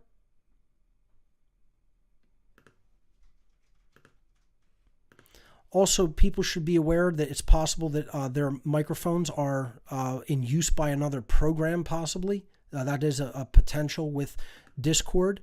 So I'll try to come back to you if there's time. Let's go to Occult Fan. Occult Fan, you're live on What on Earth is Happening. Welcome. Hey, Mark, can you hear me?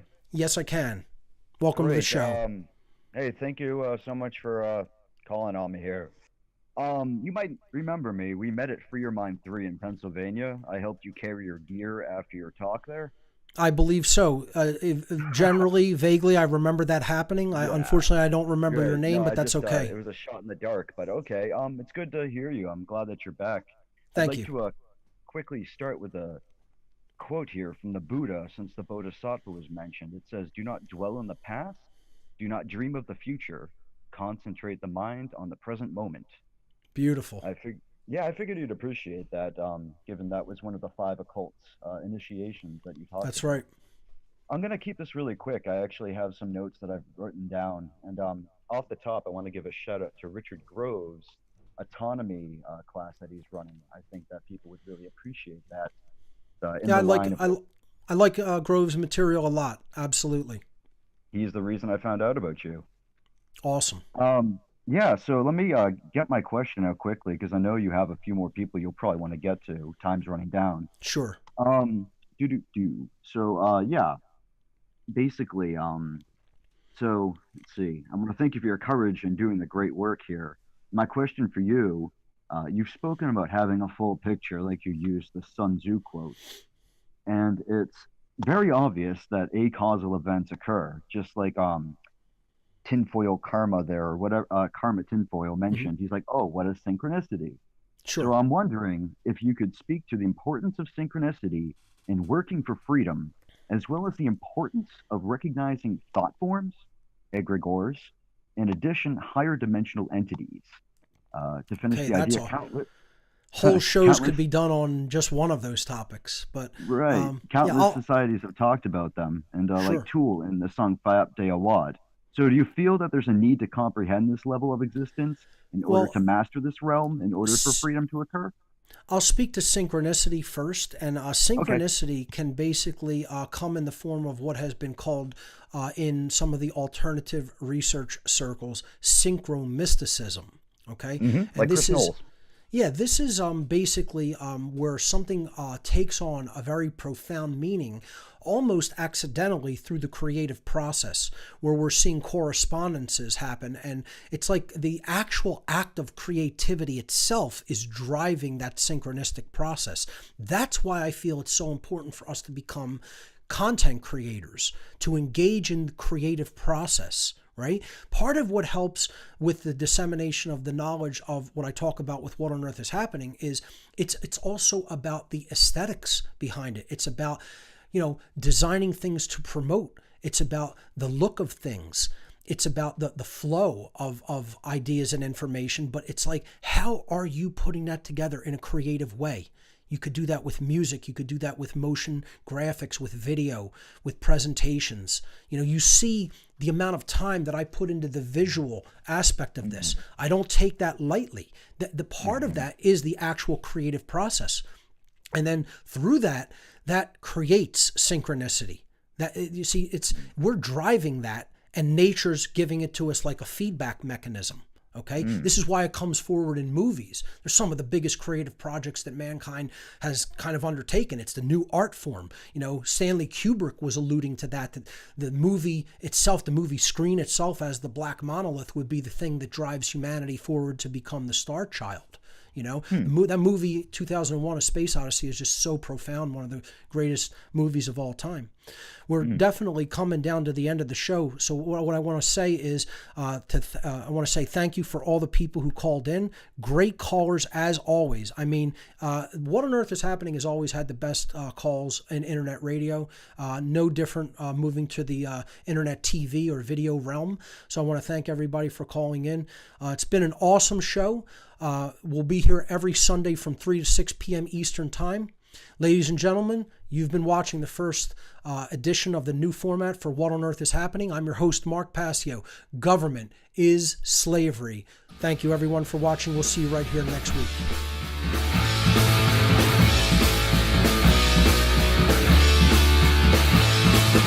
People